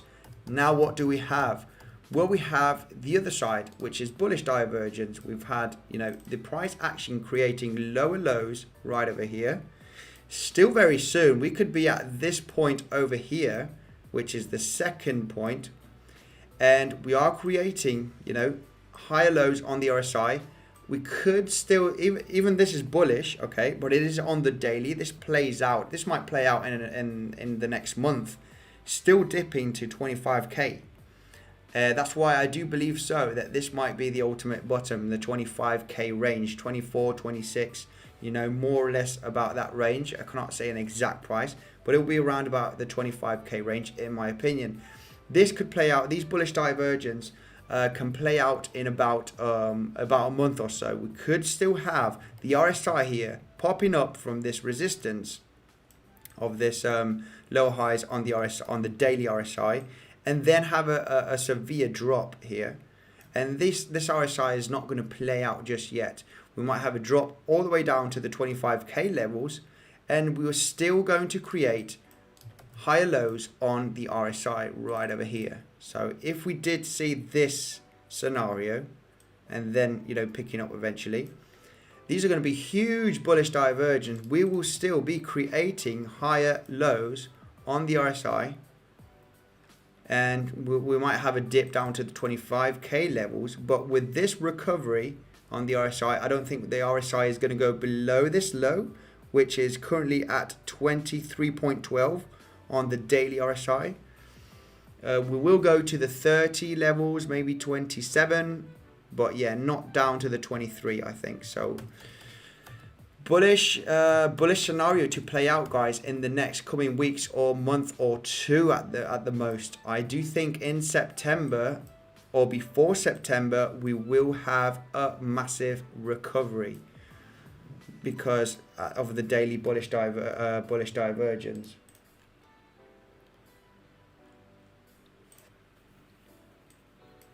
Right, let me go through the comments, guys, quickly. What do you think about SNX? Here I have amazing live stream here from the moon. Always giving me insane support. Thank you very much, Carl from the moon. Here joining the live streams when he can. Thank you very much. Thanks for keeping untouched. Thank you, Jackie. Sideways. What do you think is the lowest BTC will go this weekend? Liquidity is low on weekends. Right, let's take a look at the BTC chart, because what do I expect for the weekend? Well, weekends are usually boring, even though last weekend we did have some type of movements. But I do think the price, might have a small recovery here and then eventually start coming down. We do see, do we have the bullish divergence on no, we do not have it on Bitcoin. But we do have it on Ethereum. There is some bullish divergence on Ethereum. They are actually playing out already, right over here from these lower lows, higher lows here on the RSI. So yeah, we can see that the price has been going sideways for a little bit. I do think a major drop potentially after, I think we might be coming higher. If we do manage to come higher, I will be shorting this, guys. I am getting into the bounce here from this drop for a potential downtrend. It on the charts, it is pretty clear. We are in a massive downtrend, ascending wedge. If we do get a small relief rally here, dead cat bounce, then yeah, I am going to short it at least all the way down to $2,050. We already touched it right over there. So if you did manage to short this, it would have been a good point to get quite a bit of profit, some profits. We do know the target of an ascending wedge is all the way down here, or at the bottom of the wedge, which would be the $1,750 range. But how low can we go is the question. Well, we do not know. I think, this is a strong support. We might get bounced from here.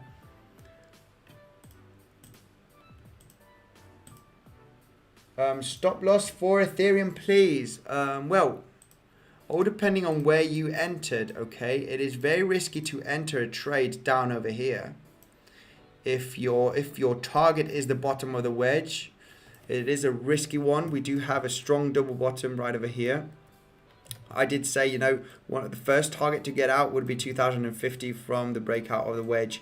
You know, this would be a good point to take some profits.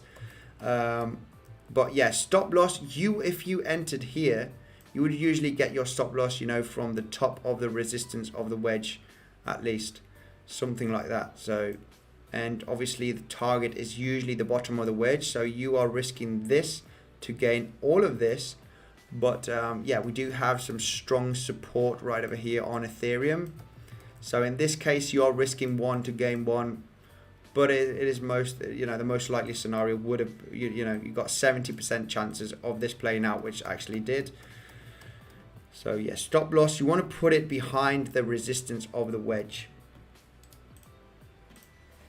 I used a promo code on PrimeXbt, and for some reason the code wouldn't work for me. The help person gave me another code. Is the code working for everyone else? I think it is. I would have had, you know, it is Bitcoin Census 50. I have used it actually here on PrimeXbt. So yeah, it should be working, as you can see right over there. It's Bitcoin Census 50.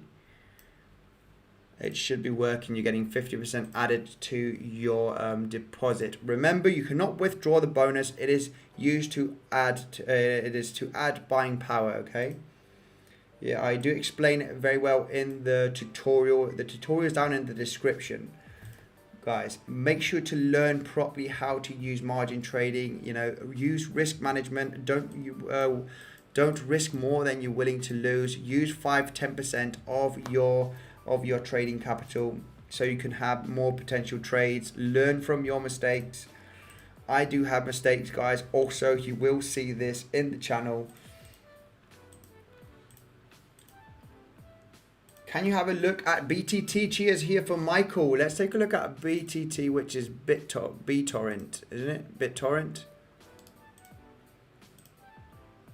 DXY also. Sorry, I will take a look at BitTorrent right now. DXY is running into major resistance here. It is getting rejected. It is getting rejected. It is trying to push out from this resistance point. If you ask me, I think we're going to fail here. And if we manage to have this drop, it is going to be absolutely great. I think we're going to see this on Monday or Tuesday potentially. If we break out from here, then it is not going to be looking great. And I mean, we do have we do not have small bullish divergence really, because yeah, you know, the price is making higher lows and the RSI is making higher lows also. So there's no bullish divergence right over here. We are in the extreme oversold territory on the daily. And once that happens on the DXY, you know, we do have some reverse correlation with the DXY. If the dollar goes up, Bitcoin usually goes down. If the dollar goes down in value, Bitcoin goes up. So look at the RSI. Once we hit the overbought territory, we do have, you know, a massive correction usually. So very much expected, especially if we have bearish divergence, guy. We are creating higher highs here on the RSI and lower highs. So yeah, this has to play out to the downside. This has to play out to the downside. There is massive resistance from the trend line. Yeah, I'm expecting a dip on the DXY next week. Obviously this is the daily chart. It is a very slow chart. But for the next coming weeks, I expect, just by looking at the chart, that the DXY is gonna lose some value. Let's take a look at BTT, BitTorrent here on Binance. Well, what have we got here? Yeah, this chart is not looking too great. It's not looking great.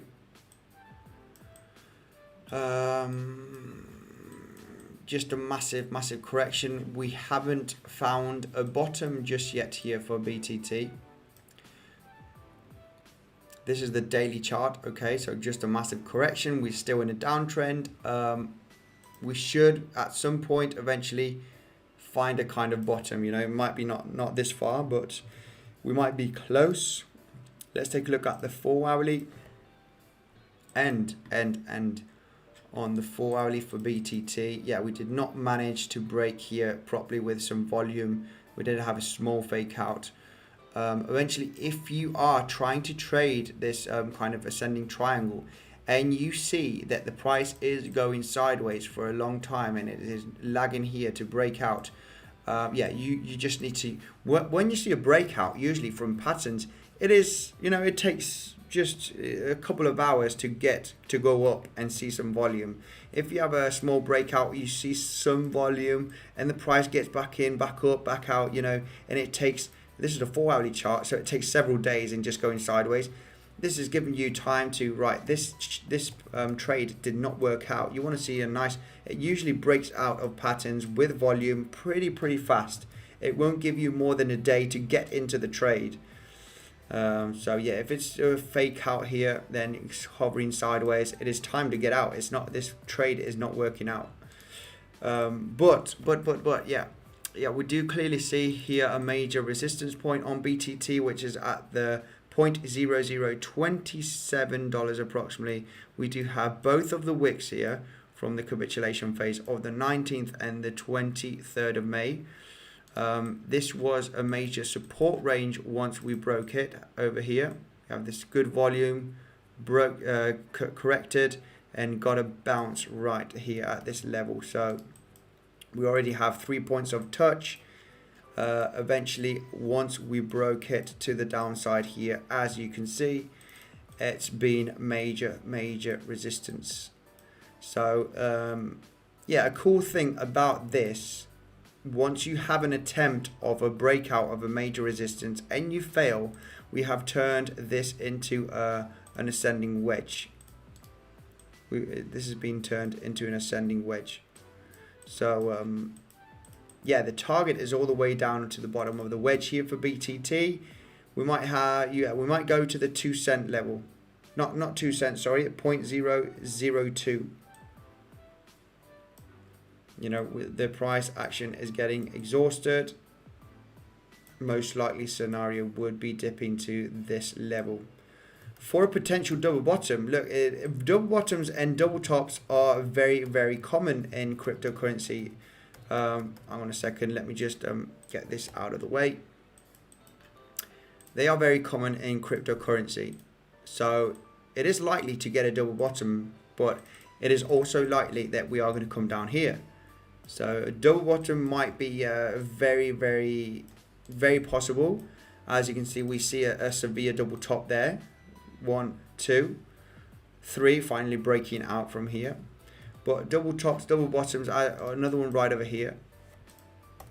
So we got that bottom here, bottom, retracement, another bottom, then correction, then back up again. So yeah, we've had the first one. A double bottom attempt is very likely here on BTT, if you ask me. We did not manage to get above the resistance, so we are in a severe downtrend, guys. Yeah, most likely scenario is that we are going to do this. We might see some type of corrections. I don't think we'll be getting above the 0.0028. I think the most likely scenario would be doing this, then doing this. We are going down. Every retracement we fail. Right. Hey, can you have a look at Theta? Thanks. Yes, Axel. Let's take a look at Theta.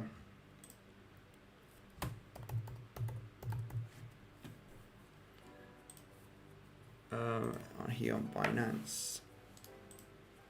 Well, Theta holding by a thread from the $6 range. We are currently below it now at $5.95, but it has, you know, been a major support range, as you can see. You know, $5.90, $6, you know, has been holding nicely. We did have a massive wick down here, very volatile. We are getting supported here by a thread. If we do fail, that it does look like very much, I think, yeah, at least a retest at the $5.20 is very likely for Theta. We have this 4-hourly close right over here. We have this wick over here. So $5.20 should be holding nicely. If we lose $5.20, then extreme double bottom scenario would be the capitulation phase of the 19th of May, which is all the way down to the $3.77, $3.80. And this would be the ultimate double bottom. Theta is going to do extremely well. It is an insane project. You know, I would accumulate Theta, you know, if it continues down. It's just such a good project. Double bottom scenario, I mean, things have to go bad, really bad, for Theta to come back down. This was just a capitulation phase, a lot of panic selling. So if we do retest the $3.80 range, potential huge double bottom scenario is the most likely scenario, if you ask me here. I think the $3.80 is going to hold really nice. Massive accumulation point. Theta is going to have a really bright future. What do you think is the lowest BTC will go this weekend? All right, I've checked that out. Do you know something about Solanium? No, I do not know anything about this cryptos. I have about eight cryptos. I think 8 cryptos in my portfolio. Chainlink, VeChain, Unibright. I know about those cryptos, but I don't know much of any other ones. I hold a small percentage. Solanium, right. Solanium, 877 on CoinGecko, a 9 million market capitalization. Very small cryptocurrency. Not familiar what this does, but we can have a quick look at the chart. Is it relatively I think it's a new project and it's just been going down for the moment. Let's take a quick look here at the chart, just here for someone in the comment section here for it's a Russian name, I think, or Bulgarian. I can't read it, sorry about that.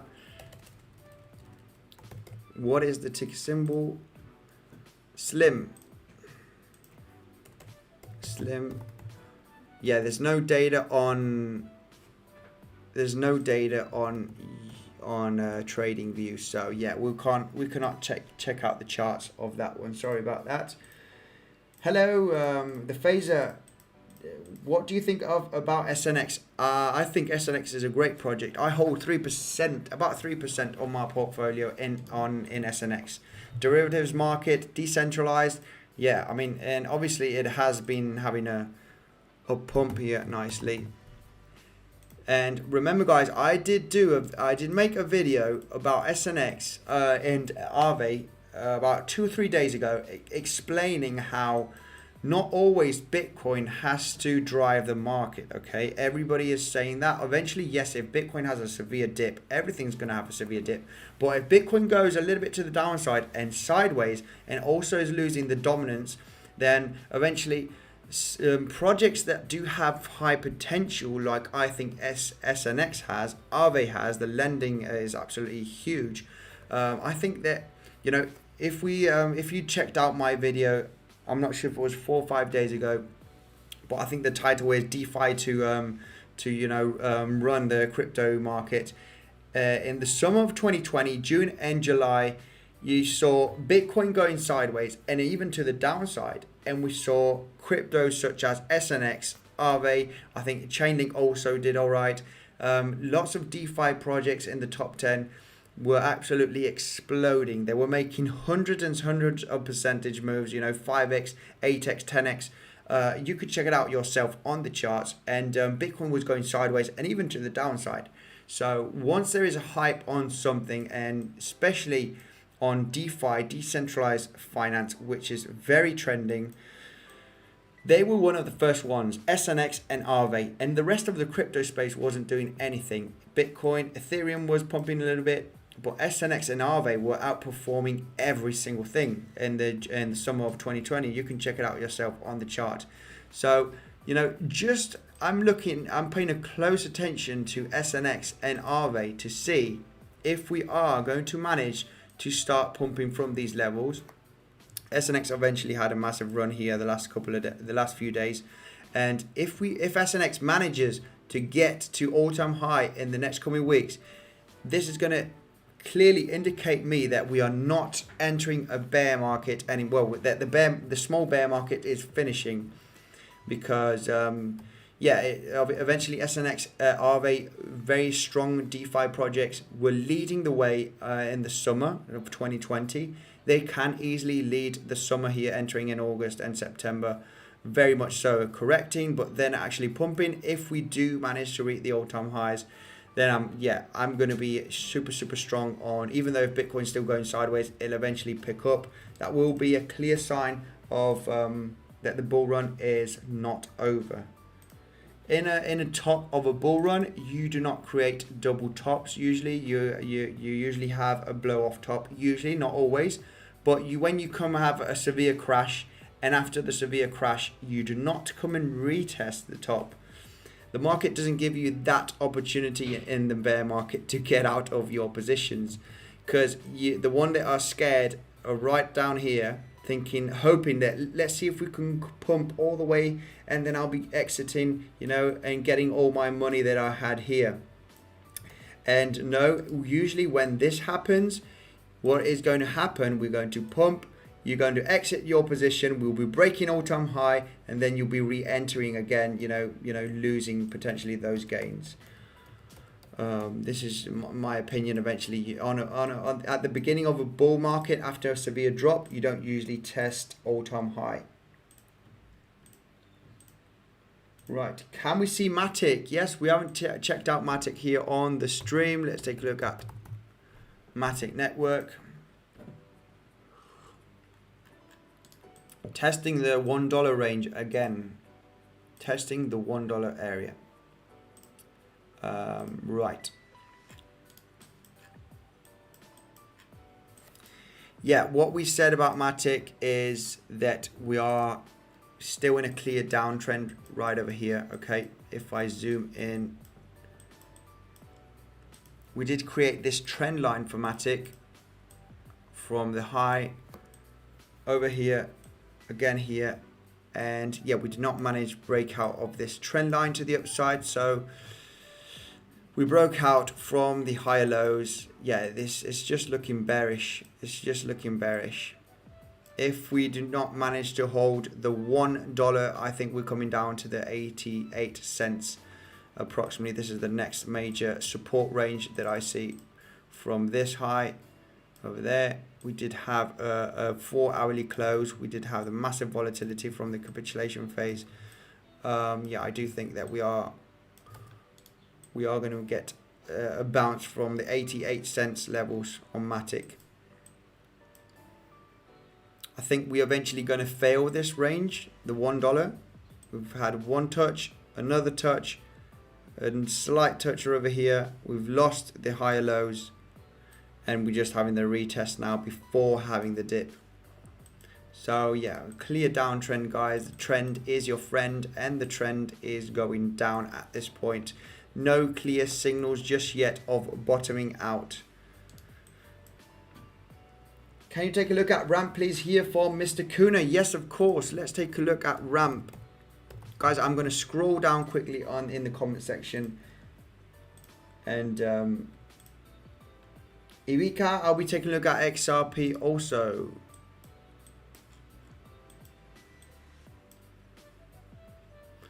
Right. This is the 4-hourly chart for ramp. And yeah, we had the capitulation phase right over here, came straight back up. We finally lost. Okay, let's take a look at the daily, zoom out a little bit on ramp. And yeah, it seems like that this level is pretty strong, which is the 13 cents range. We have created a small double bottom,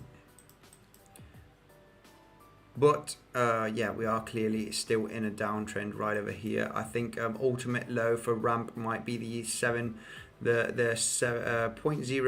cents range, which is this top here. We do see a clear peak right over here, breaking out here nicely. If we zoom in the 4-hourly chart here quickly for ramp,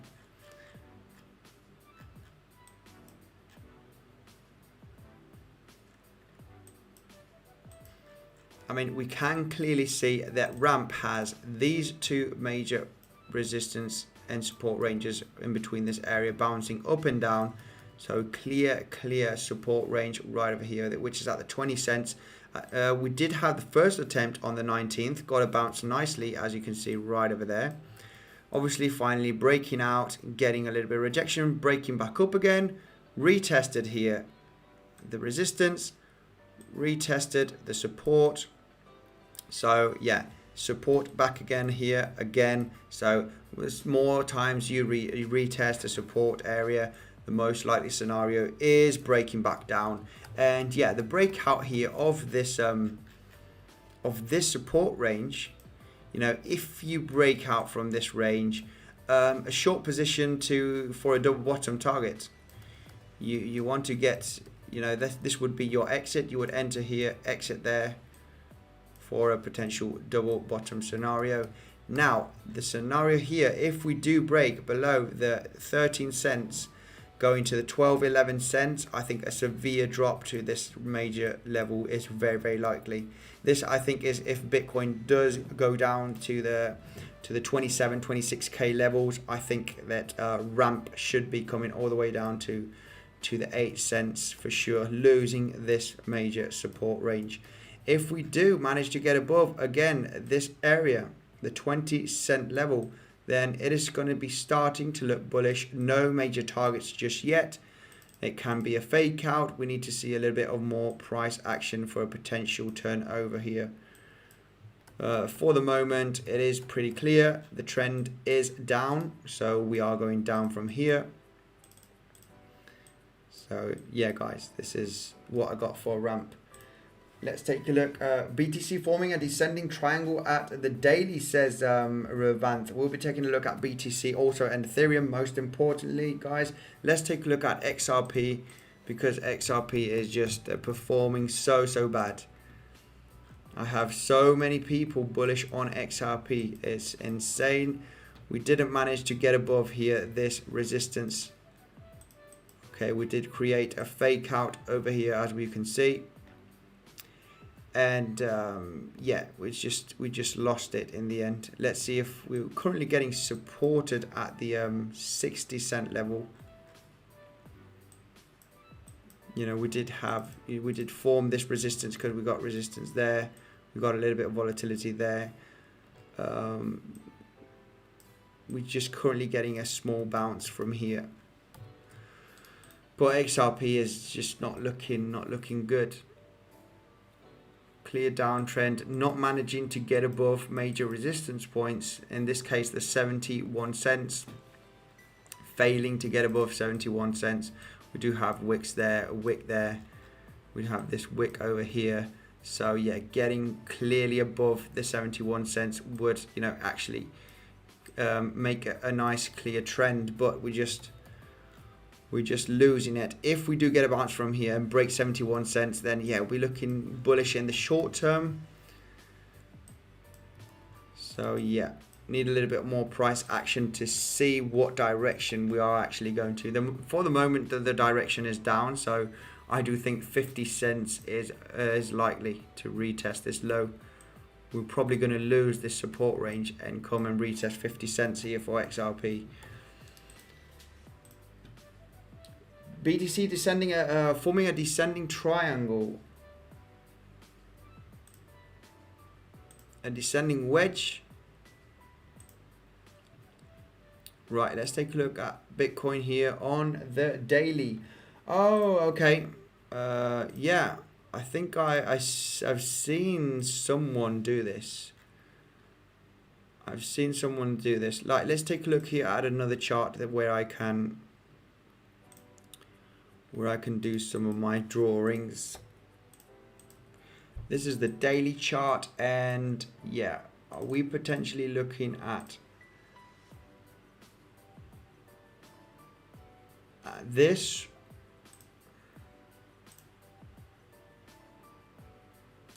No, it can never be that. On the daily, a descending. If you want to take a look at this as a descending wedge, we have technically broken out of it.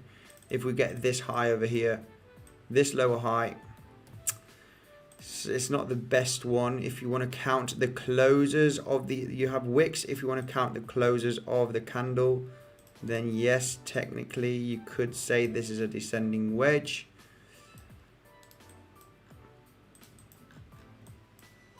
And we are currently staying above it.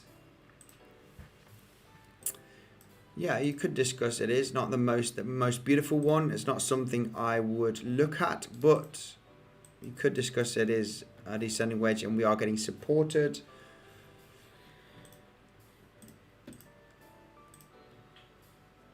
Ravanth, that was the descending wedge, right? The descending triangle from the daily, I think. But yeah, it's not looking the best, eh? Ravanth, confirm me if this is the descending wedge that you are talking about. Can you actually do this? No.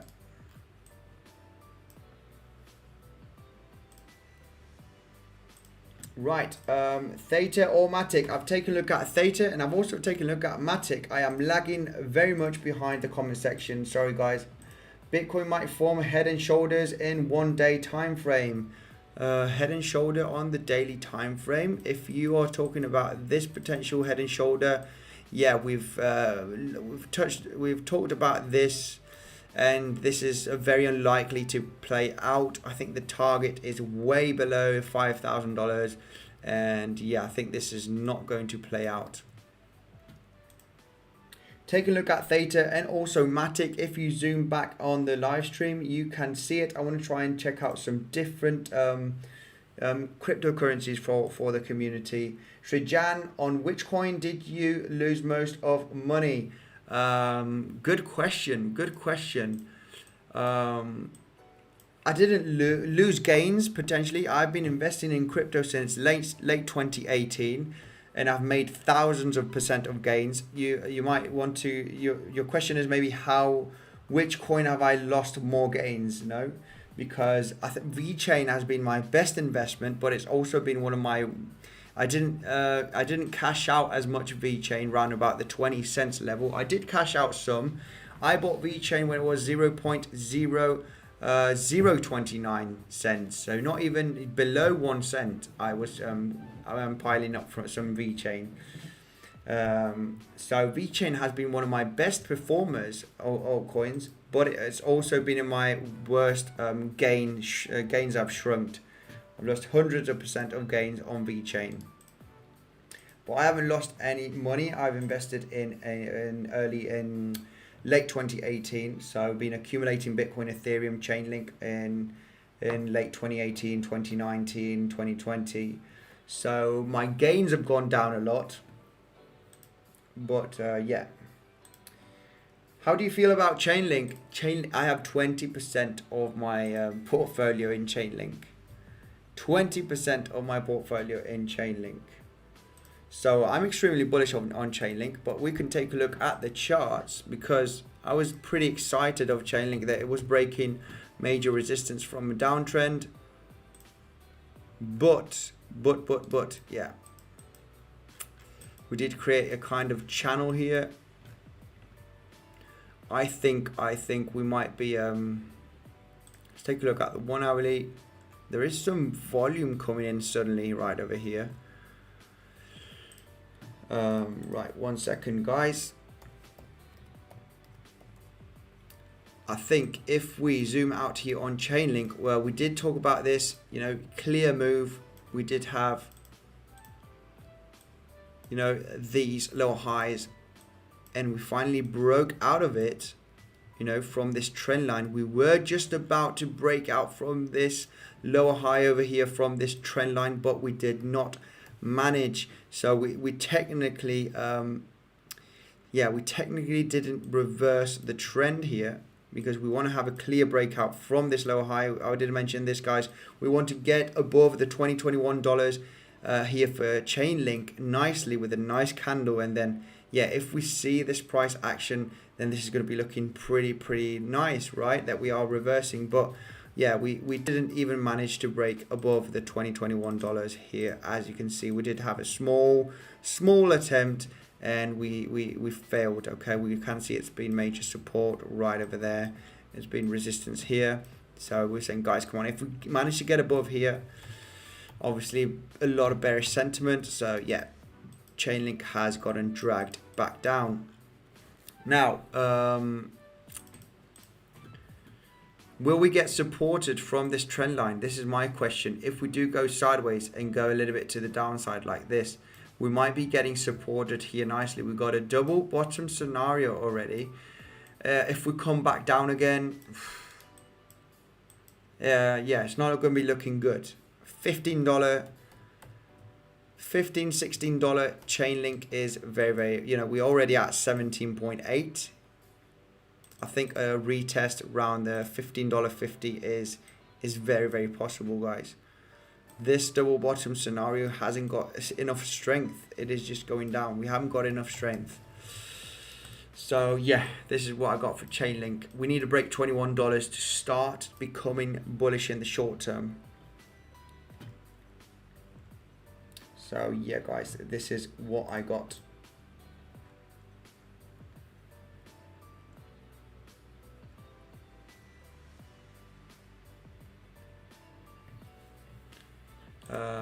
Right. What else? Let's go through the comment section. How do you feel about Chainlink? Yes, hi Andy. Can you please take a look at Aave? Let's take a look at Aave, because Aave did perform very well also the last few days.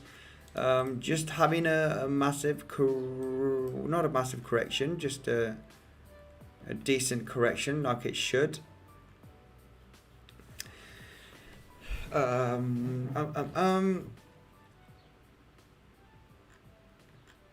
mean, it's not looking too bad. We've had a really good run over here to the upside.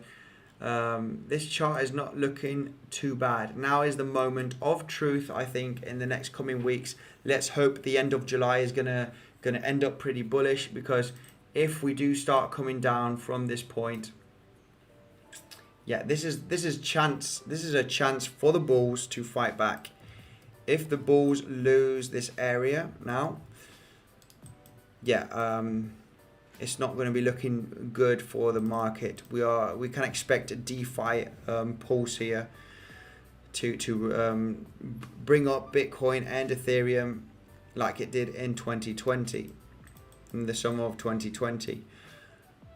Currently, this major support range is holding nicely for Aave, which is the $270. We just got a couple of candles here on the 4 hourly.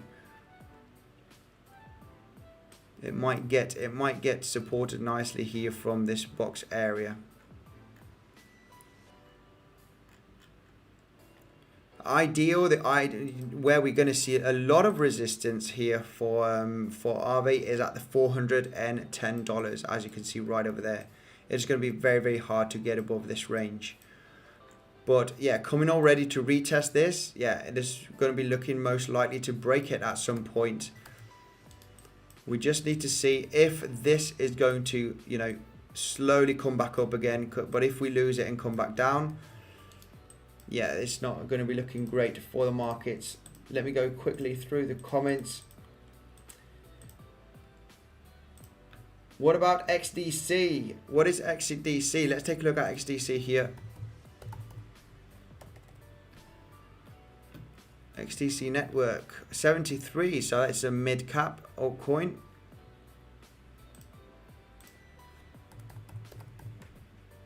I think I've never checked out. Oh yeah, there is something here. Well, XDC played out a beautiful Adam and Eve here. Really nice one. It's not an Adam and Eve really, because the Adam is usually this first spike. It is an inverted one. Usually you want to see the spike and then the round bottom. But in this case, we did the round bottom right over here and then the spike. So it isn't, but it's still a double bottom. It is still a huge round bottom, then the spike, and the double bottom target from the breakout of the resistance is getting all the way down to the bottom to the resistance, and from the breakout, we went on top of the technical target. So this would have been an insane trade for this. You could clearly see the resistance, the support, another resistance there. An attempt here to try and break it, finally breaking out. If you ask me, it's not looking too bad. It's not looking too bad. We almost had an attempt of the all-time high right over here. If it is, I'm not sure if it is the all-time high, but if we zoom out here on the daily chart,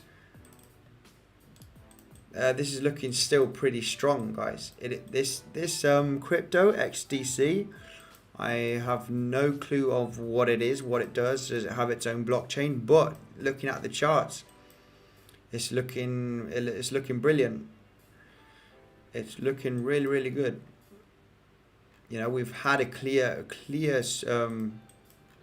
double bottom scenario, getting supported also from this top bit right over there.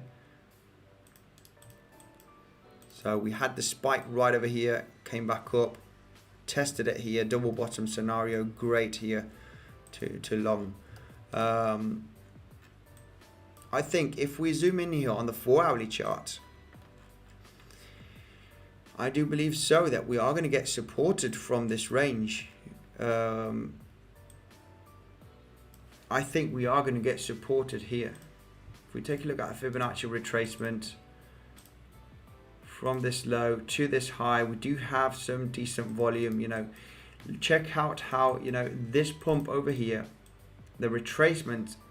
You usually want to enter at the golden pocket, 62% levels, and it is a coincidence with this pink box over here, which is the major support range. It's been major resistance, it has been major support. So even if we come lower, I do think a potential double bottom scenario right over here, or consolidation and then back up is very likely here for this cryptocurrency XDC. Eventually, if we lose it, potential retest at the lowest point here of this price action is very likely also. Please check Sol. Let's take a look at Solana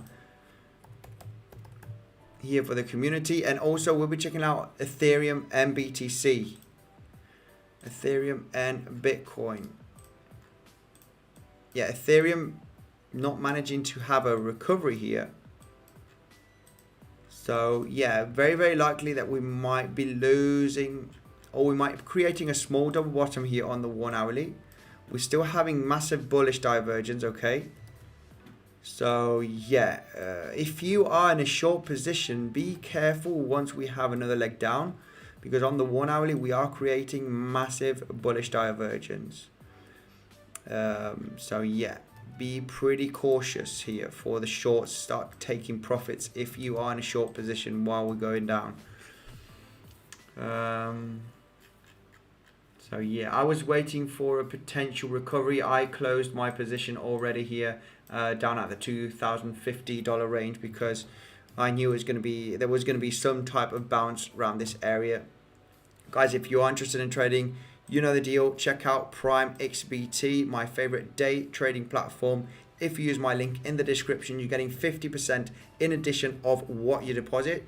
You deposit $5,000, you're getting $2,500 on top of that for your trading. It is you cannot withdraw the bonus. It is used for buying power. I have a tutorial that explains everything about PrimeXbt and margin trading, so check it out. It is in the tutorial section in the description. I am getting a small commission, you getting the bonus, the best bonus available, so it's a win-win for both of us. Let's take a look at Sol, because Sol Right, let's take a look at Solana for some major support and resistance. Right, I'm going to start getting some lines here out because yeah, we did have this ascending wedge for Solana. It managed to reach the target all the way down here, so we're going to take that out of the way. We did break out from this major resistance of this downtrend, as you can see, from these lower highs, which is pretty bullish. We had an attempt right over there. We finally broke out, so we should be getting some kind of support here from the resistance on Solana. We broke out from the downtrend lower high structure.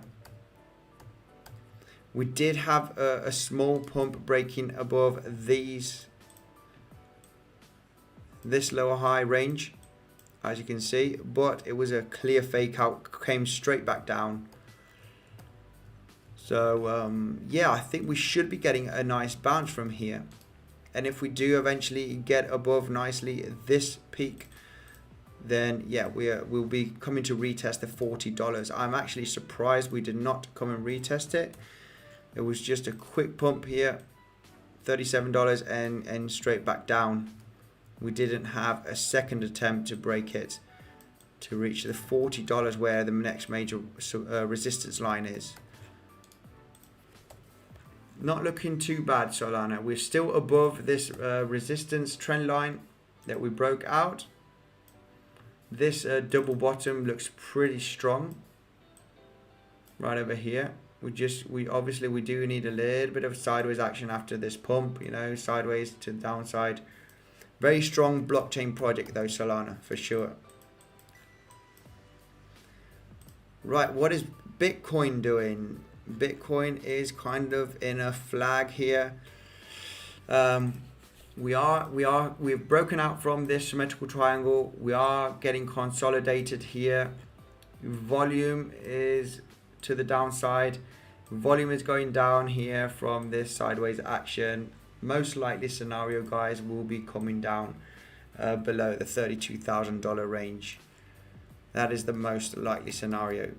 Might have a small recovery, but this is more likely to happen. Should I long ICP? Well, I mean, I'm going to tell you, I'm not going to tell you what to long. I'm going to show you what I think about ICP. And yeah, guys, if you want to understand price action and volume retracements, it is pretty clear that, you know, this downtrend has been stopped by this major small uptrend that we've had. And it's where we've had the most volume. So the volume from this downtrend has been pretty low on ICP, and suddenly we have this spike of volume. This is an entity or a number of entities that are saying, right, by these levels, ICP price is not going below the $30 anymore.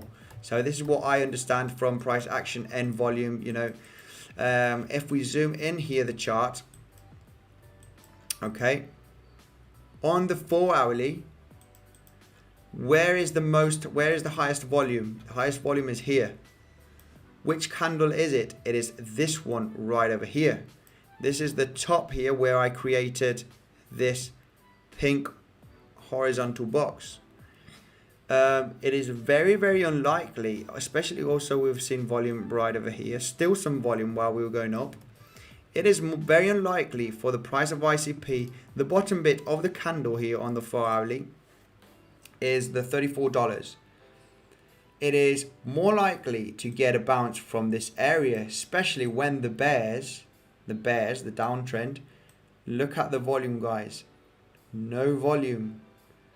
The bears have been trying to push the price down, but now it seems like they are losing steam. We are seeing some kind of volume. We have a wick here. This is, in my opinion, buying pressure.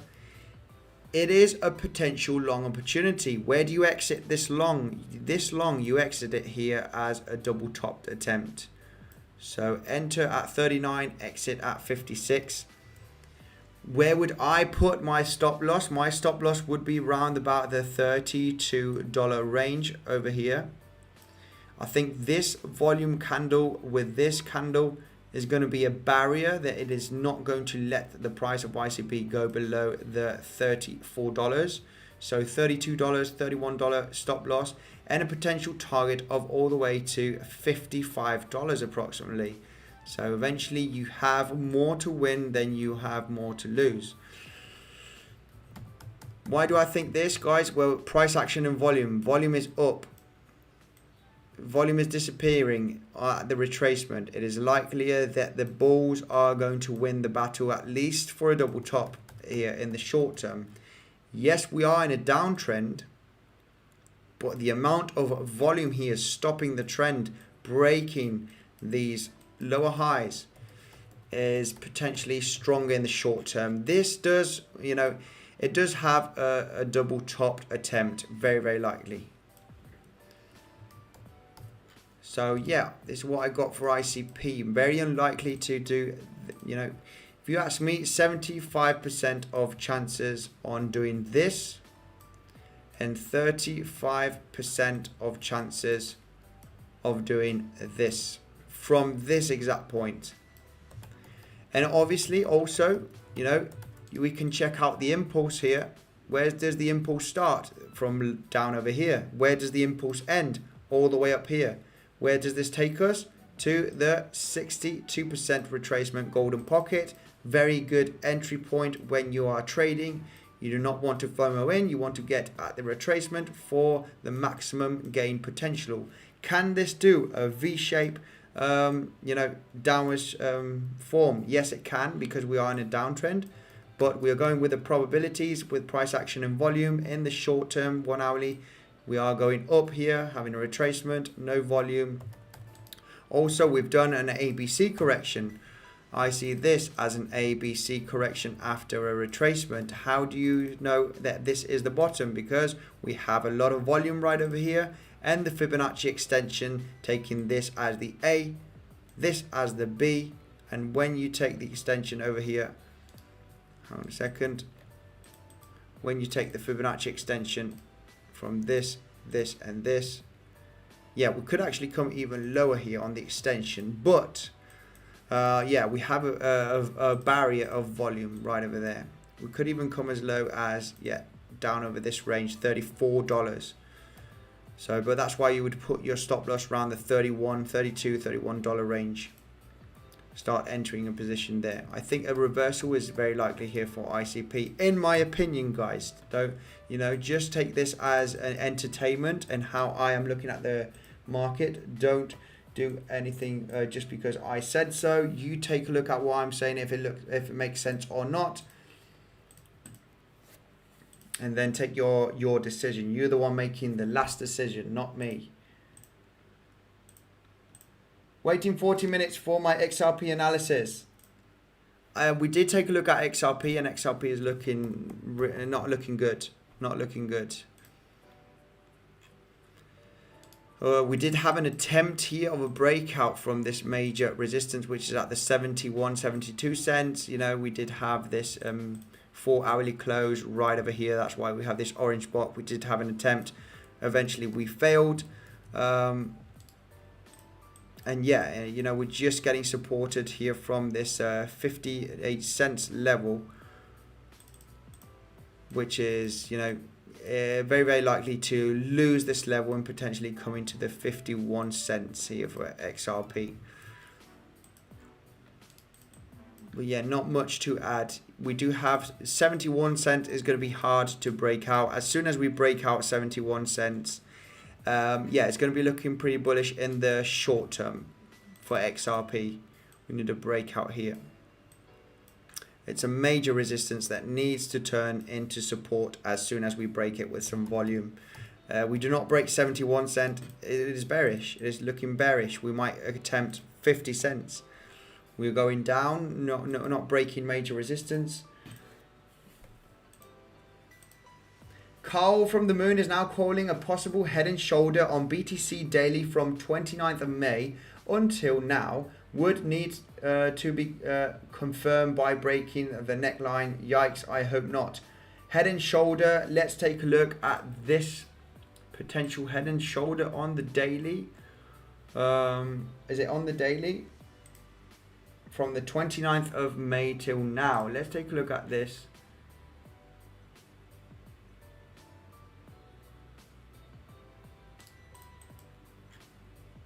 Right, let's take a look at it. Another chart here at Gemini, for example. Head and shoulder from the 29th of May. Is that the starting point? Okay, I guess he's probably counting the closes of the candles. Yeah, if we start from the 29th of May, which is there, that would be the left shoulder.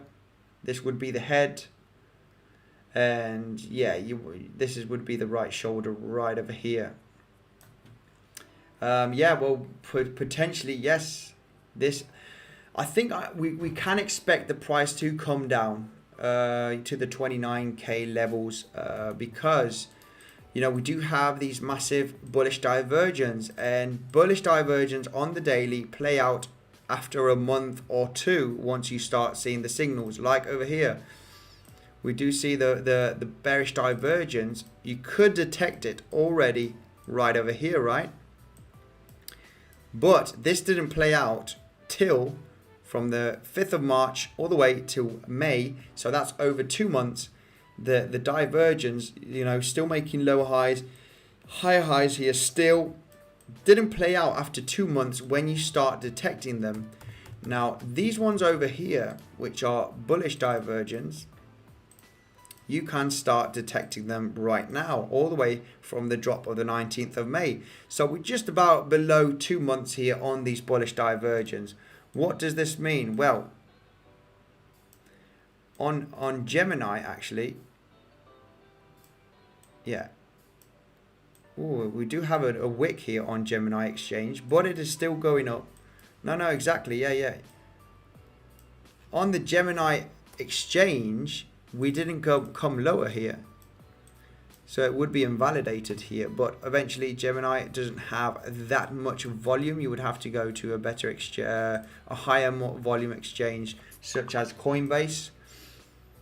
And yeah, on Coinbase here, we can see that we did come lower at this point, going below the $29,000, $28,600. So yeah, these bullish divergence might play out, in September. We might have a severe drop here, then a correction eventually, and we will still it will be very hard on the daily to have a drop here below the lowest point on the RSI, which is 23 here. Like I said, this is the 22.95 on the RSI. Yeah, if we are very close to this lower point, and we are very far away on the RSI, we will potentially come down here and then get bounced around the the 30 range on the RSI. And yeah, I think that we will have a huge reversal at some point because of these massive bullish divergence on the daily. They are super powerful. They just don't play out when you see them. You can see them now, but you could see them here also. A lot of people saying, okay, we're going to drop, and we actually were still pumping for another couple of months.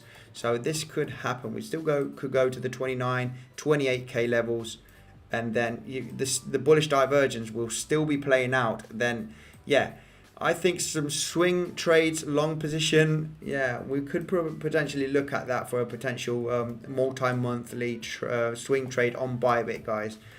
As soon as we come down to the 28, 27, luckily, having a long stop loss at 22k potentially. Remember, if you are swing trading, you want to have a small leverage, long, a very big stop loss. Potentially, if we go down to 27, 26k, stop loss at 22k, potential target, at least to the $40,000. So yeah, I'll be doing this on Bybit. This is my favorite swing trading platform, guys. You're getting the best bonus available. Also, I'm getting a small commission, but for day trading, PrimeXbt is definitely the best one. If you do not know how to use the platform, you need to check out the tutorial down in the description. I explain everything. You can learn how to trade on PrimeXbt, and you're getting the best bonus available by using my link in the description and Bitcoin Census 50 as the promotion code. You're getting 50% added to your buying power. So you need to check that out, guys. The link is in the description. I'm getting a small commission. You're getting the best bonus. It is a win-win. Be careful. Don't risk more than you're willing to lose. Right. Quick through the comment section. Thoughts on Avalanche and Sandbox. Sandbox is a great virtual, project. It is pretty cool. I think it is going to be doing well. There are more gamers every single year, and yeah, Sandbox is a really cool project in the gaming industry. I haven't checked out the charts ever. I think it's just called Sand US dollar, and it's had an insane recovery. It's been performing absolutely great. 157 here. It has 264 million. That's a mid-cap cryptocurrency. Yeah, it's had a good run here for the last a great recovery. So yeah, let's take a look at the charts here. This recovery is looking pretty good. It is actually getting supported now here from this major level. So yeah, Sandbox is looking pretty good. Double bottom scenario, kind of. These mid-cap cryptocurrencies have a lot of volatility. It is very, very hard for technical analysis, but you can clearly see a double bottom scenario here for Sandbox. We did have a massive peak here, and eventually, guys, this is why I want to explain price action and volume is very, very important, because you can see this massive peak from this amount of volume. Okay, let's get a trend line right over here from the top here, and look where we exactly got the bounce, guys. Look at this huge amount of volume on the 4-hourly chart. Okay, right over there. This is the most volume registered here on Binance. Oh no, we've got another one right over here, but this is the start, I guess, from the charting, from the data here on TradingView. And yeah, well, this is one of the most powerful volumes here on Sandbox. So if the price comes all the way down to these levels, just by technical analysis, price action and volume, that you are going to get some kind of support at the top here from this major candle, as you can see here on the chart. Huge amount of volume. So placing longs on a bounce of the top of a huge candle with this huge amount of volume is a good strategy, guys. You can exit whenever you want, but yeah, definitely it is going to hold some type of support. Now zooming in here on Sandbox. Yeah, I mean, it looks pretty clear. We did have a little bit of volatility right over here with some volume on the 4-hourly, going up and straight back down. But if we take this all the way back here, we can clearly see that this is a major level that we have broken out from. So we have this peak starting to break out around this area, got supported here nicely, so came all the way back down, bounced back up. We broke down, tried to get above it, then eventually the selling pressure was higher, so we got rejected massively from this pink box here, from this resistance point, and we finally broke out of it. Now, is this volume going to be enough to hold? Well, if you just look at the volume, we've got this pump over here, we have in the retracement. We are having more volume on the retracement than the actual breakout, so there is a high chance that this might not hold and will come back down here on Sandbox. Just by looking at the volume. Volume is super important. Now we're currently having more, we're fighting more. The bears are fighting more than the actual bulls that managed to break the resistance.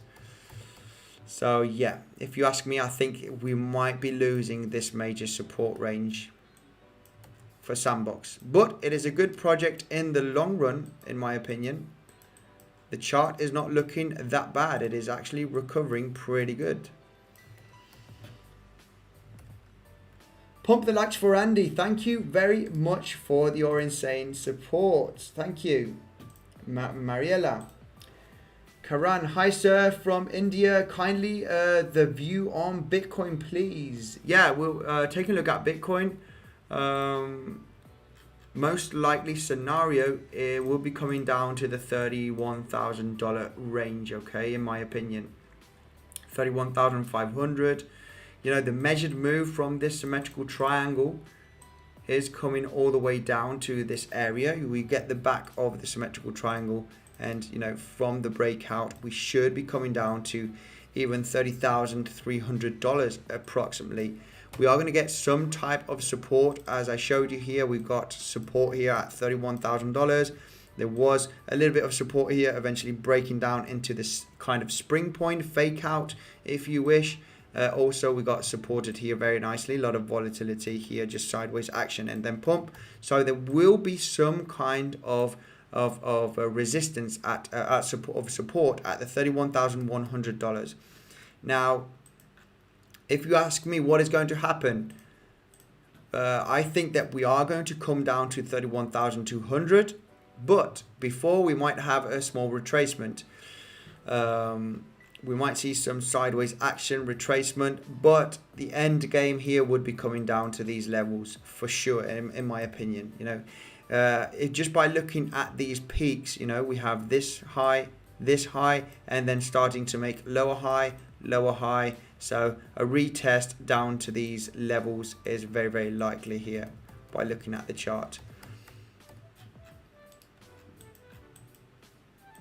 We are kind of creating kind of a, let's go to the 15-minute chart for 1 second. Is this a kind of bull flag, bull pennant?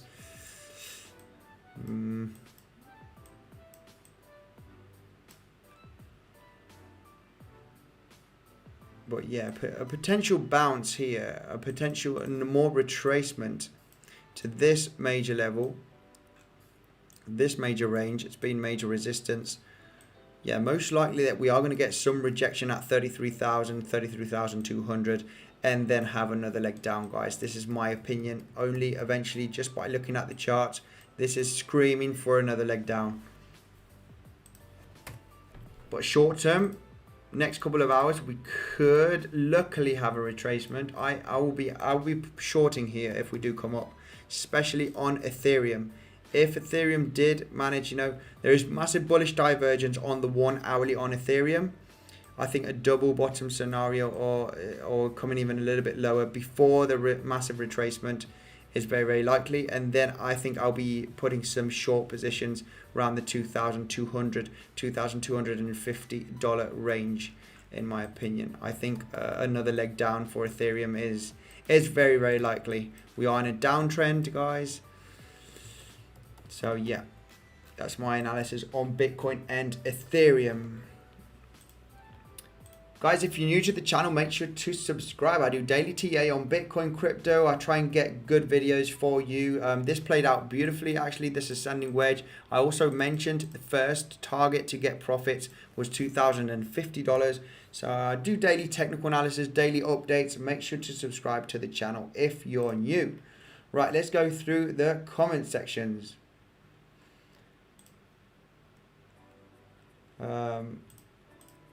Matic and Theta, please. Yeah, I've taken a look at them, Richard, but let's take a quick look here.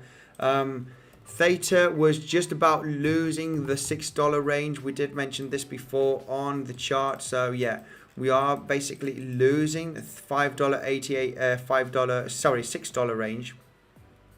We are currently losing. You know, more times we retest a support range, the most likely is that we are going to lose it. The next major support is the $5.20, okay, where we have this, the bottom here from this wick, as you can see on Theta.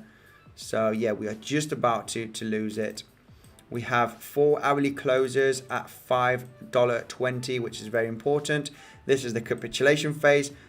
Take no notice of this volatility. This is absolutely nothing, because this is like chickens with no head.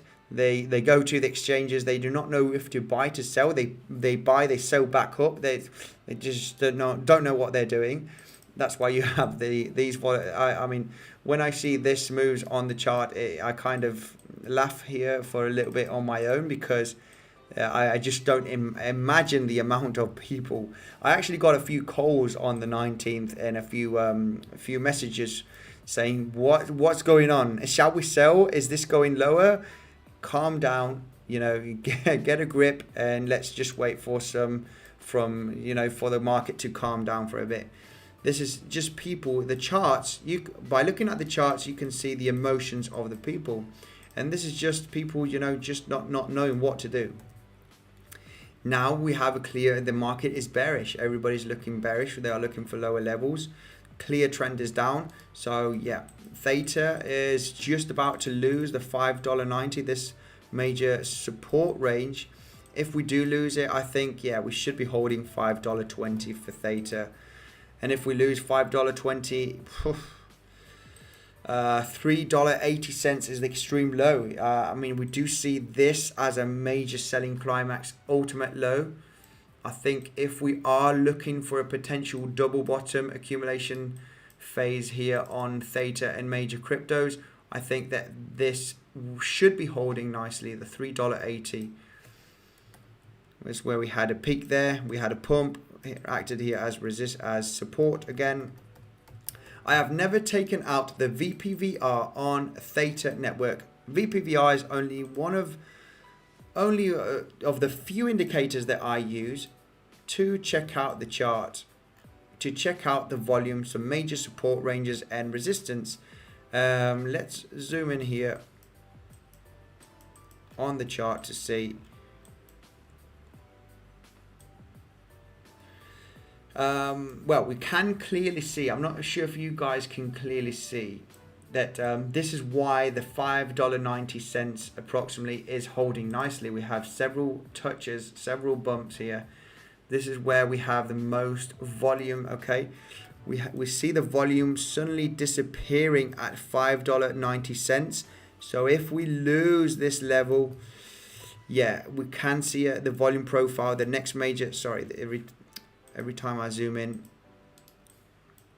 I'm not sure if you can see this properly, but below there, just in between $5.90 and $4.40, there is no volume at all.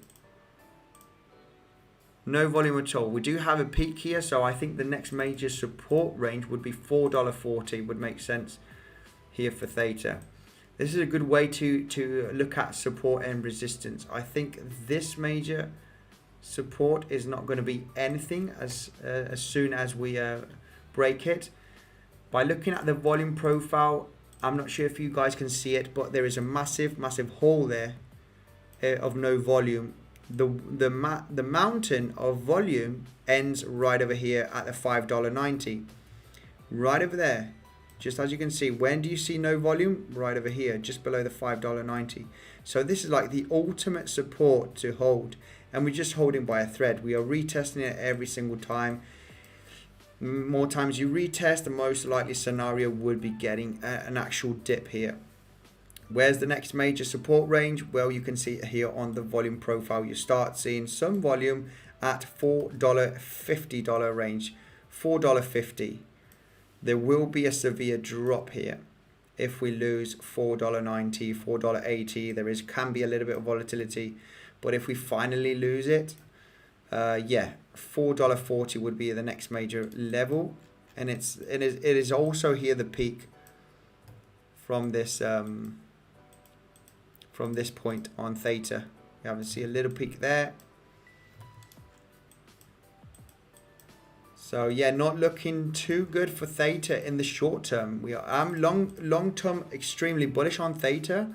If you check out the project, you can go to Theta TV and check out properly the Theta network. It is absolutely insane. It's got a really bright future, but guys, it has been overhyped. Okay, we're just at $15. Last year, Theta was at 7 cents in March. Okay, after the crash, it was at it went all the way down to 7 cents. It was most of the time at 15-20 cents. So yeah, it's done almost 100x. Yeah, it's done more than 100x in a year and a year and a couple of months. So now it's bearish. We're just in a bearish trend now, guys. So yeah, I think $4.40 would be potential bottom formation here, accumulation zone for Theta for a couple of months. If we lose the $5.90, and it does look like we are just about to lose it, guys, as you can see. Look how we have the cliff of volume here. No volume, disappearing below $5.90. So this is like falling from a cliff. The price will fall from a cliff here. We might see some volatility, and we might see suddenly a huge wick with some people not wanting to the Theta value go below $5.90. It's going to be critical to see this in the next coming days for Theta, the next coming weeks.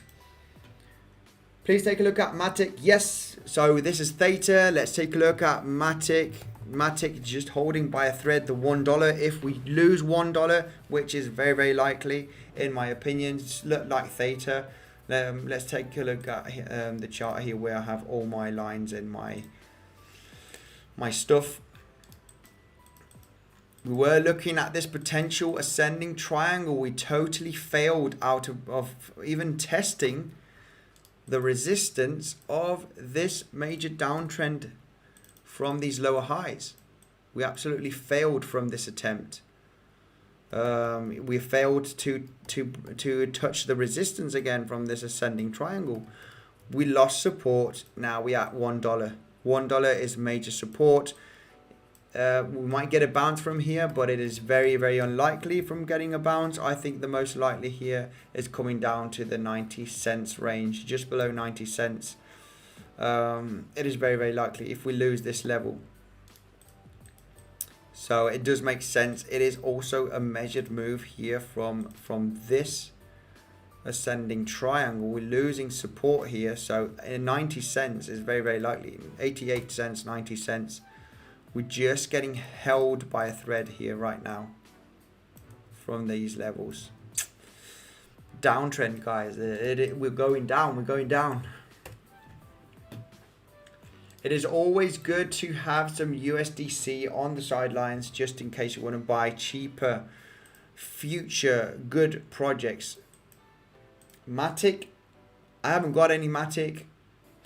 I'm very bullish on Ethereum. I think Ethereum will be finally, with Ethereum 2.0, they'll be working out with their fees and transactions, scaling the actual Ethereum network. Matic, I'm not sure if Matic has a bright future. Who knows what Ethereum is going to be like in 4 years. They might have done all sorts with the network and it will be super strong, super fast, staking's coming. I'm not sure if Matic has it might have a short-term future, but I'm not sure if we'll have where Matic is going to be in 4 years. Hi Andy, how can I know a coin that doesn't go same direction as Bitcoin? Thanks.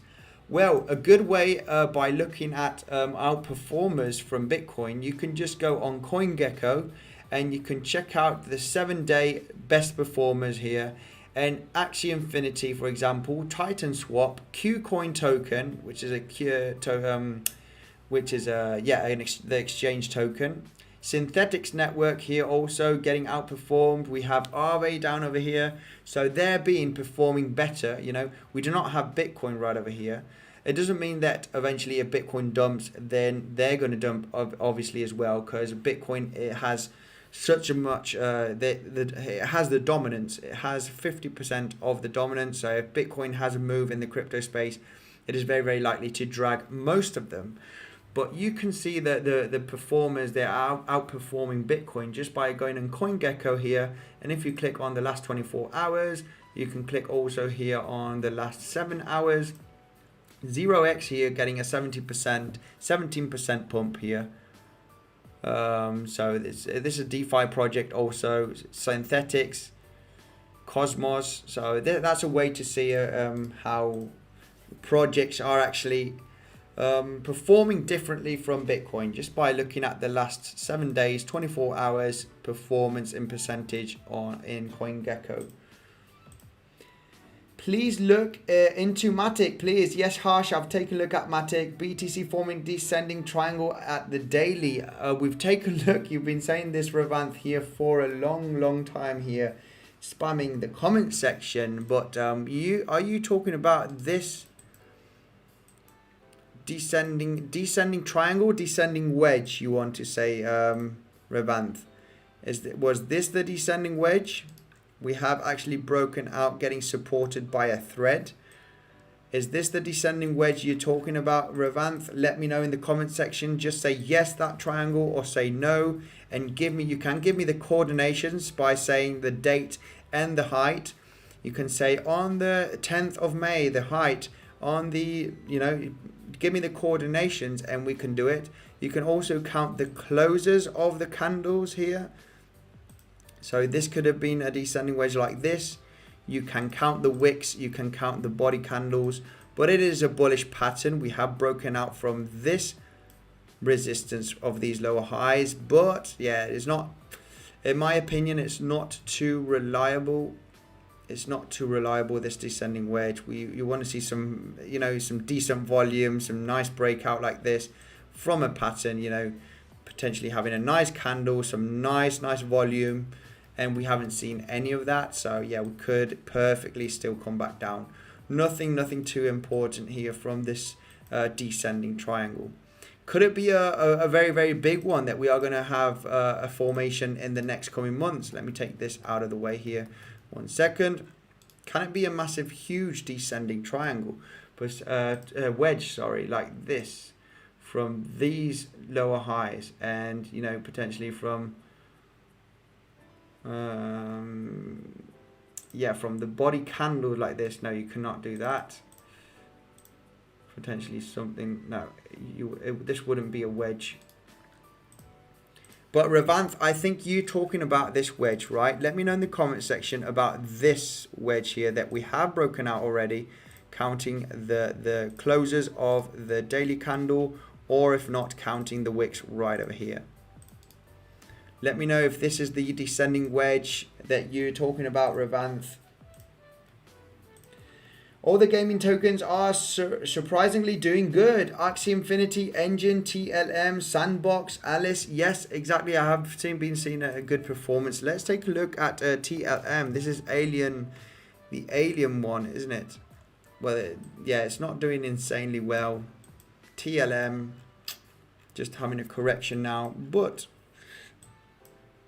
yeah, we are still in a clear downtrend. No signals of bottoming out just yet. XRP, please, Bitcoin Sensors, says Pfizer. XRP is just about to lose the $60 range. Not on Bitstamp, on Binance.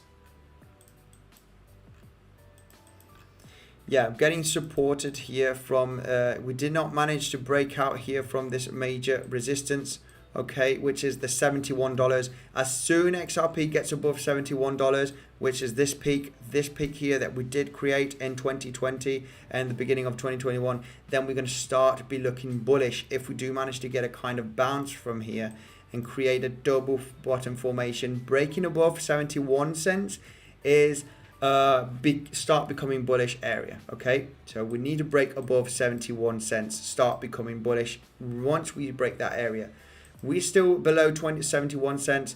Yeah, we are clearly creating lower highs over here, as you can see. Lower high, lower high, lower high over there. So the next lower high attempt is the 71 cents. We did have a fail, we did have a fake out, no volume here.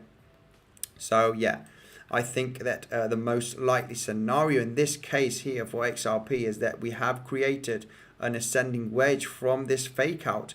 This fake out over here has let us create an ascending wedge.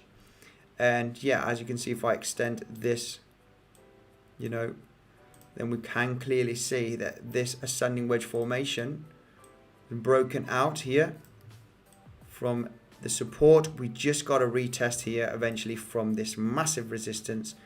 Good shorting opportunity, bang, all the way back here. Very, very likely that we will be losing it and at least retesting the low here of the wedge, which is at 54 cents approximately, okay?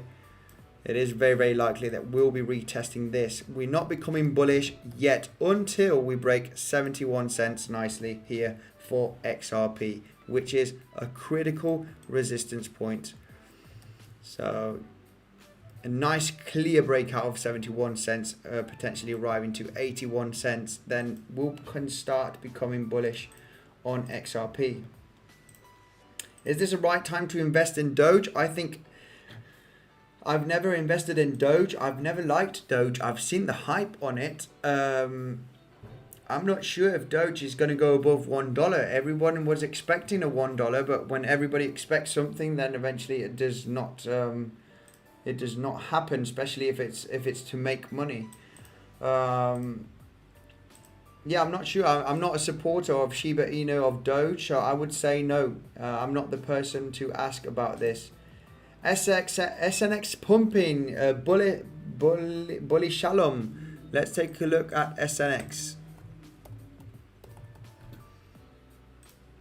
I am a strong believer that this also might we might have, and look how we got a nicely supported from these lower lows trend line over here. We did have some wicks over there, but eventually getting supported. We got resistance here, broke out, getting nicely supported. So let's take a look at the 1 hourly here on SNX. Yeah, we are getting rejected at this moment, not looking good from this point. Getting rejected at the $11 range. Let's see if we can finally break it and retest the high here. It would be ideal.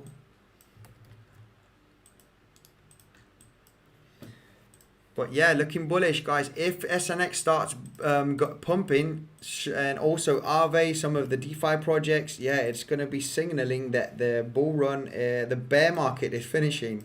The monthly bear market is going to come to an end if we start, you know, pumping, almost meeting the $20 all-time high here for SNX. I don't think if we get to all-time high, we will be getting rejected. It is not likely. When you start a bear market, you do not have a chance. You know, people that are in a loss are going to be in a loss for a long time till the market recovers. You do not have a chance here for people to start exiting their positions in a bear market with a massive bounce, with a massive V-shaped recovery.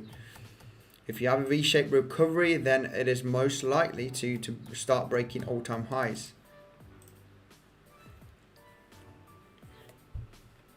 Let's take a look at BNB here for Nabdi. Victor, guys, if you're 170 watching, I guess there are newcomers here. Make sure to subscribe if you're new to the channel. I do daily TA on Bitcoin, daily updates on Bitcoin and Ethereum, sometimes altcoins. I do live streams to connect with the community. Make sure to subscribe to the channel and smash up the like button, guys. For sure, you'll be helping me out insanely. Let's try and get to 200 likes here for this stream. And just again, guys, I'm waiting for this trade. I'm going to wait to see if we have a nice recovery here on Ethereum. And I am going to be shorting here not on Bitcoin also, but also on Ethereum. If we do manage to have a recovery, we probably won't. I'll be shorting again this position on Ethereum at the $2,230 range to come at least to the $2,050 again. So yeah, this is going to be shorted on PrimeXbt. This is my favorite day trading platform, guys. If you use my link in the description and Bitcoin Census 50 as the promotion code, you're getting 50% in addition of what you deposit. Guys, I am shilling this. I am getting a small commission. You are getting the best bonus available though, guys. The 50% added is you cannot withdraw the bonus. It is to add buying power, okay? Your positions can be bigger on PrimeXbt. If you do not know how to use PrimeXbt, there's a tutorial down in the description. Make sure to check it out, guys. Full tutorial of 40 minutes of PrimeXbt. I explain everything there. Right, let's take a look at what altcoin here. Ethereum. Well, Ethereum, I'll take a look at Ethereum and Bitcoin, the most important ones, guys. If you checked out yesterday's video update, we did talk about the $2,050, $2,030 range. We were going to get some kind of support eventually. We just hit the $2,044. Just because we did have a massive support there because it was resistance here. This yellow horizontal line is because we do have this massive volume. There is going to be some kind also of rejection here, some kind of support as soon as we hit this yellow line, which is at the $1,950. I was expecting, we are having some bullish divergence here. We have the price of Ethereum making lower lows and the RSI making higher lows. So, usually you see some sideways action. We have seen the sideways action and potentially a pump all right. So, but taking a look at the big picture on Ethereum here, we did mention this. We have broken out from this huge ascending triangle that we have created. There's not a huge amount of volume, but there is some. If we do manage to get a retracement, it is going to be good to get another short position, guys. In my opinion, I am going to short this. And also note that we have created this support range. We've got a leg, we got a support there, another one right over here. And it does look like if we do, okay, we might come straight down here from here, guys, don't get me wrong. But if we do have the retracement, we are going to get a massive resistance here. I do not think that the Ethereum price will do this. I think we're going to get stopped here by the $2,270 to $280 and then come back down here, potentially forming head and shoulder. Okay, we're going to have to look at this price action in the next coming days. So yeah, this is what I got for Ethereum. Filecoin, please, not going to the beach, Andy. Yeah, I'll be going afterwards to the beach, Sid Anthony. Thank you for saying that. I will be going to the beach afterwards if I do have some time. But first, let's take a look at Filecoin here for the community.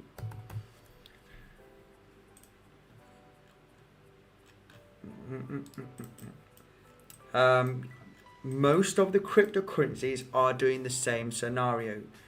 If you ask me, Filecoin, where do you think Filecoin is going in the next coming days? I think Filecoin will be coming down to the $44.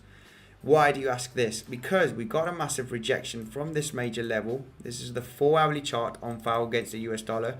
Clear support there, clear support here. We're just about getting support there, finally breaking out. Guess what? Once we came back up, we got a massive rejection from this support level, turning it into resistance. Now, what can we see here? We did have an attempt, and if I get this higher and this higher high, eventually, yeah, this is a kind of ascending wedge, ascending pennant, however you want to call it, but it is coming from a downtrend. The thing is here, we did have quite a lot of volume. Let's take a look at the 1-hourly. But yeah, it was mostly selling pressure, okay? As you can see, nice red candles from these, downtrend candles over here with this volume. So if you have a retracement, are we having much volume on the retracement? Let's take a look at the 4-hourly. We are suddenly seeing some huge volume now coming in, but I think it's mostly bearish volume. It is to the downside. Oh no, it's actually buying pressure on the 15-minute, on the 5-minute. Yeah, there is some buying pressure with the nice volume here. But if we take a look at the 1 hourly, you know, most likely scenario would be coming down here at least to retest the lower part here at the $45-46 range. In my opinion, we did create an ascending wedge. This is bearish. We've broken out of it and very likely will be coming down. This is the most probable scenario, okay? Is it going to do that? Maybe not. Maybe yes, but I'm just giving my view from the market. I am wrong sometimes, and you are going to see this, guys. But I'm also right a lot of the times, you know, just like yesterday from Ethereum. You watched my video yesterday from Ethereum. We did say, guys, we are going to get some type of support at the $2,050 range after the breakout here. It is a good moment to take some profits. Eventually, the target is all the way down here, but you want to start protecting yourself as soon as you come back down. Protect yourself with your stop loss at break even potentially now that is far away, and start picking up some profits while you're coming down, because you are going to get strongly supported around this area. You don't want to see a V-shaped recovery and you know, all those profits, you know, end up in a break even point.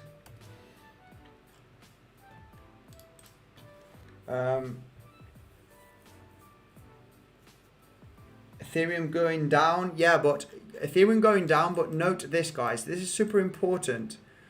We are creating bullish divergence on the 1 hourly.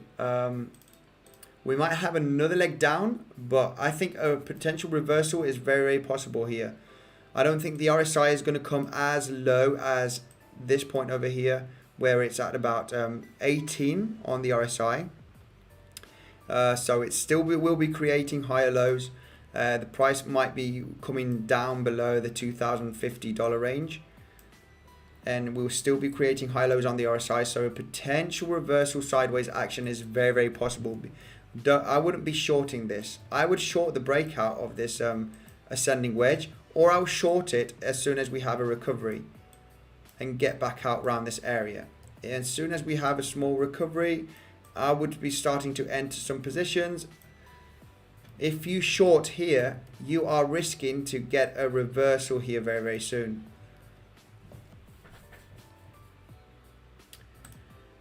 Sushi Coin TA, I'm going to take a look at 2 more altcoins, guys. Thank you, Michael. I'm going to look at 2 more altcoins. One of them is going to be Sushi for Revoik here. Let's take a look at Sushi. I've been at the stream here over 3 hours now, guys. Let's take a look at Sushi.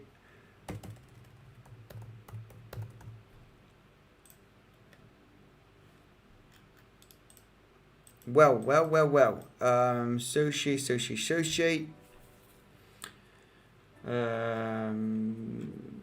The last thing we talked about Sushi was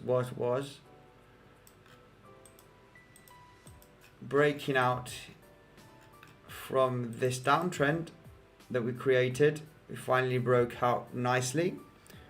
Got supported here from this range at $7.29. If we did break this level right over here, which is the $8.45, $8.50, very likely to get to this orange, this pink box, because we were going to have massive rejection here. It's been massive support. So I did create this box over here, because we've had multiple stops.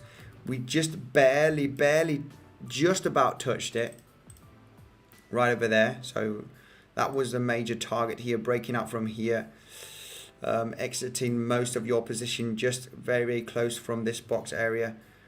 Now we've came back down from this major support level. Yeah, eventually another retest here at the $7.20 for Sushi is very likely. If we do break this major support, well, we know where the next major support is here for Sushi. I think we'll be coming all the way down to this level, which is the $6.10. Very possible, $6.10 if we lose $7.20 here for Sushi.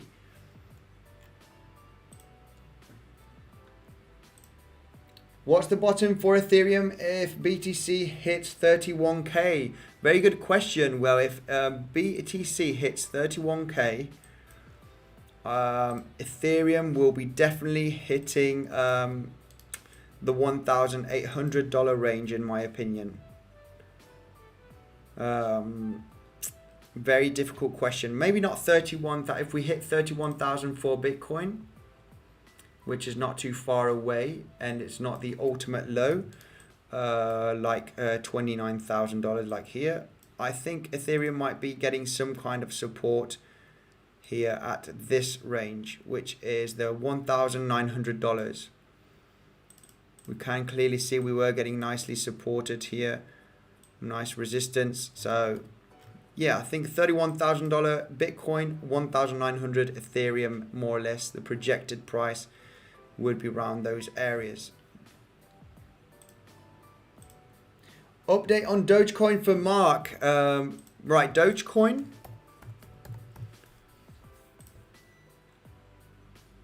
Yeah, I mean, I don't like Dogecoin. I don't like doing technical analysis on Dogecoin. They have massive wicks. It's very, very hard to do TA. I say this every single time. Dogecoin, we need to break above 30 cents to start to become bullish on Dogecoin. We have created a downtrend resistance point here, as you can see, right over here from these lower highs, touching it consistently and not even getting above this downtrend. So the trend is down. Dogecoin, I think, will go back down 20 cents. In my opinion, it is looking extremely bearish, potentially retesting this lower point over here. The trend is down. Every time we try and get and pick up, we are losing momentum. The trend is down. So to become bullish for Doge, 30 cents. As soon as Doge breaks 30 cents, I'll be saying, right, Doge is looking pretty good. We are having kind of a trend reversal, but the trend is down, so we are going down. Very likely we will lose 20 cents, go below 20 cents again here for Doge. It is the most likely scenario, in my opinion. One more cryptocurrency, and that is going to be BNB. BNB is going to be the last one, guys. Revant saying the descending triangle starting from the 14th of the 6th, 2021 candle on the daily. Let's take a look at this, because let's take a look at this here for Revant. Starting the 14th of the 6th, so that was on the 14th of June. Let's take a look at the 14th of June. Okay, starting from here, right over there, something like this. Okay.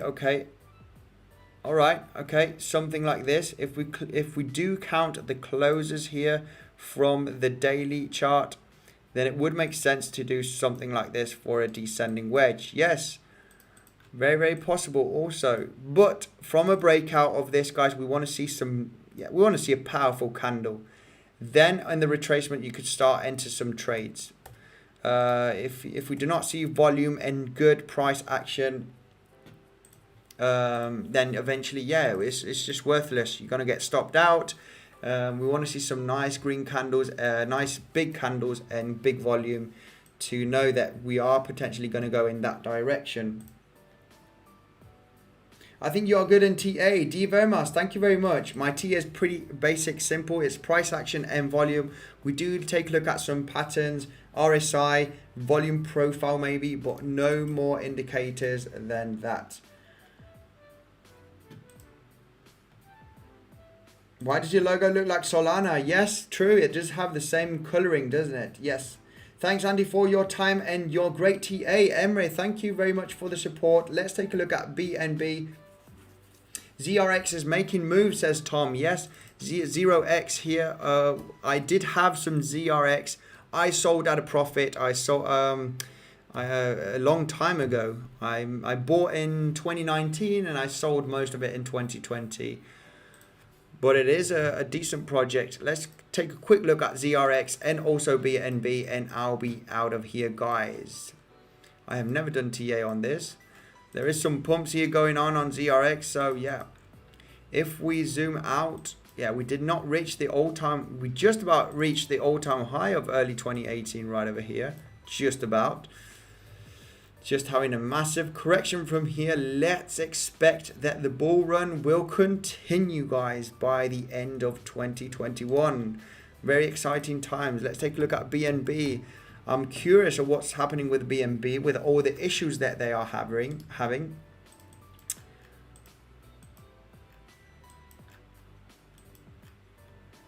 BNB had a fake out here from this kind of ascending triangle formation. We did come all the way up here, but yeah, we did not manage to break this resistance, as you can see, which is at the $330 range. Not a huge amount of volume. This has been major resistance. So yeah, we came back in this kind of ascending triangle formation. But good thing about BNB that it has broken out here from these lower highs formation all the way from the 4th of June. So broke out. Will this get supported and continue to the upside? Still creating higher lows here on the 4-hourly time frame. Not looking too bad for a recovery, but we know that BNB also, you know, this potential double bottom. We know that BNB is having multiple issues. Yeah, with banks and the rest of it. They are trying to kind of censor the Binance exchange. So I'm not sure if BNB is going to have a bright future. I'm here in cryptocurrency because I believe in decentralization, decentralized exchanges, DEXs, decentralized finance are the future. I am not a strong supporter of Binance and Binance Smart Chain, even though it is faster, even though it is the most liquid. Yeah, guys, we are trying to head into decentralization. We do not want third parties in the middle of our transactions financially, and you know, so yeah, that's it. Decentralization is, I'm bullish on that and not bullish on Binance Exchange or BNB coin. Guys, thank you very much for tuning in. Make sure to check out the Bitcoin Censor's website. Okay, we've got the latest news and technical analysis. Make sure to check it out. The link is in the description. Okay, you can look at the latest news, the latest technical analysis. We got exchange reviews to see where the best bonuses and where the best fees are from different exchanges. So yeah, we got guides on how to buy Bitcoin, how to trade it, how to short Bitcoin, and you can see some different patterns here. So guys, the link is in the description. Make sure to check it out. If you are willing to trade and you want to support me also, I am getting a tiny commission. My best and favorite trading platform is PrimeXbt for day trading. This is margin trading. It is not isolated. I have the link in the description of the full tutorial on how to trade on PrimeXbt. Be careful, guys. Only risk a small amount. Practice a lot if you are new into trading. This is not financial advice. I'm getting a small commission on this and also on Bybit, my favorite swing trading platform. The link is in the description, guys. I'm getting a small commission. You're getting the best bonus. It is a win-win, guys. Thank you very much for the support. I'll be doing another live stream tomorrow for sure. So make sure to subscribe. And yeah, thanks for joining in. Thank you, guys. I'll see you in the next one.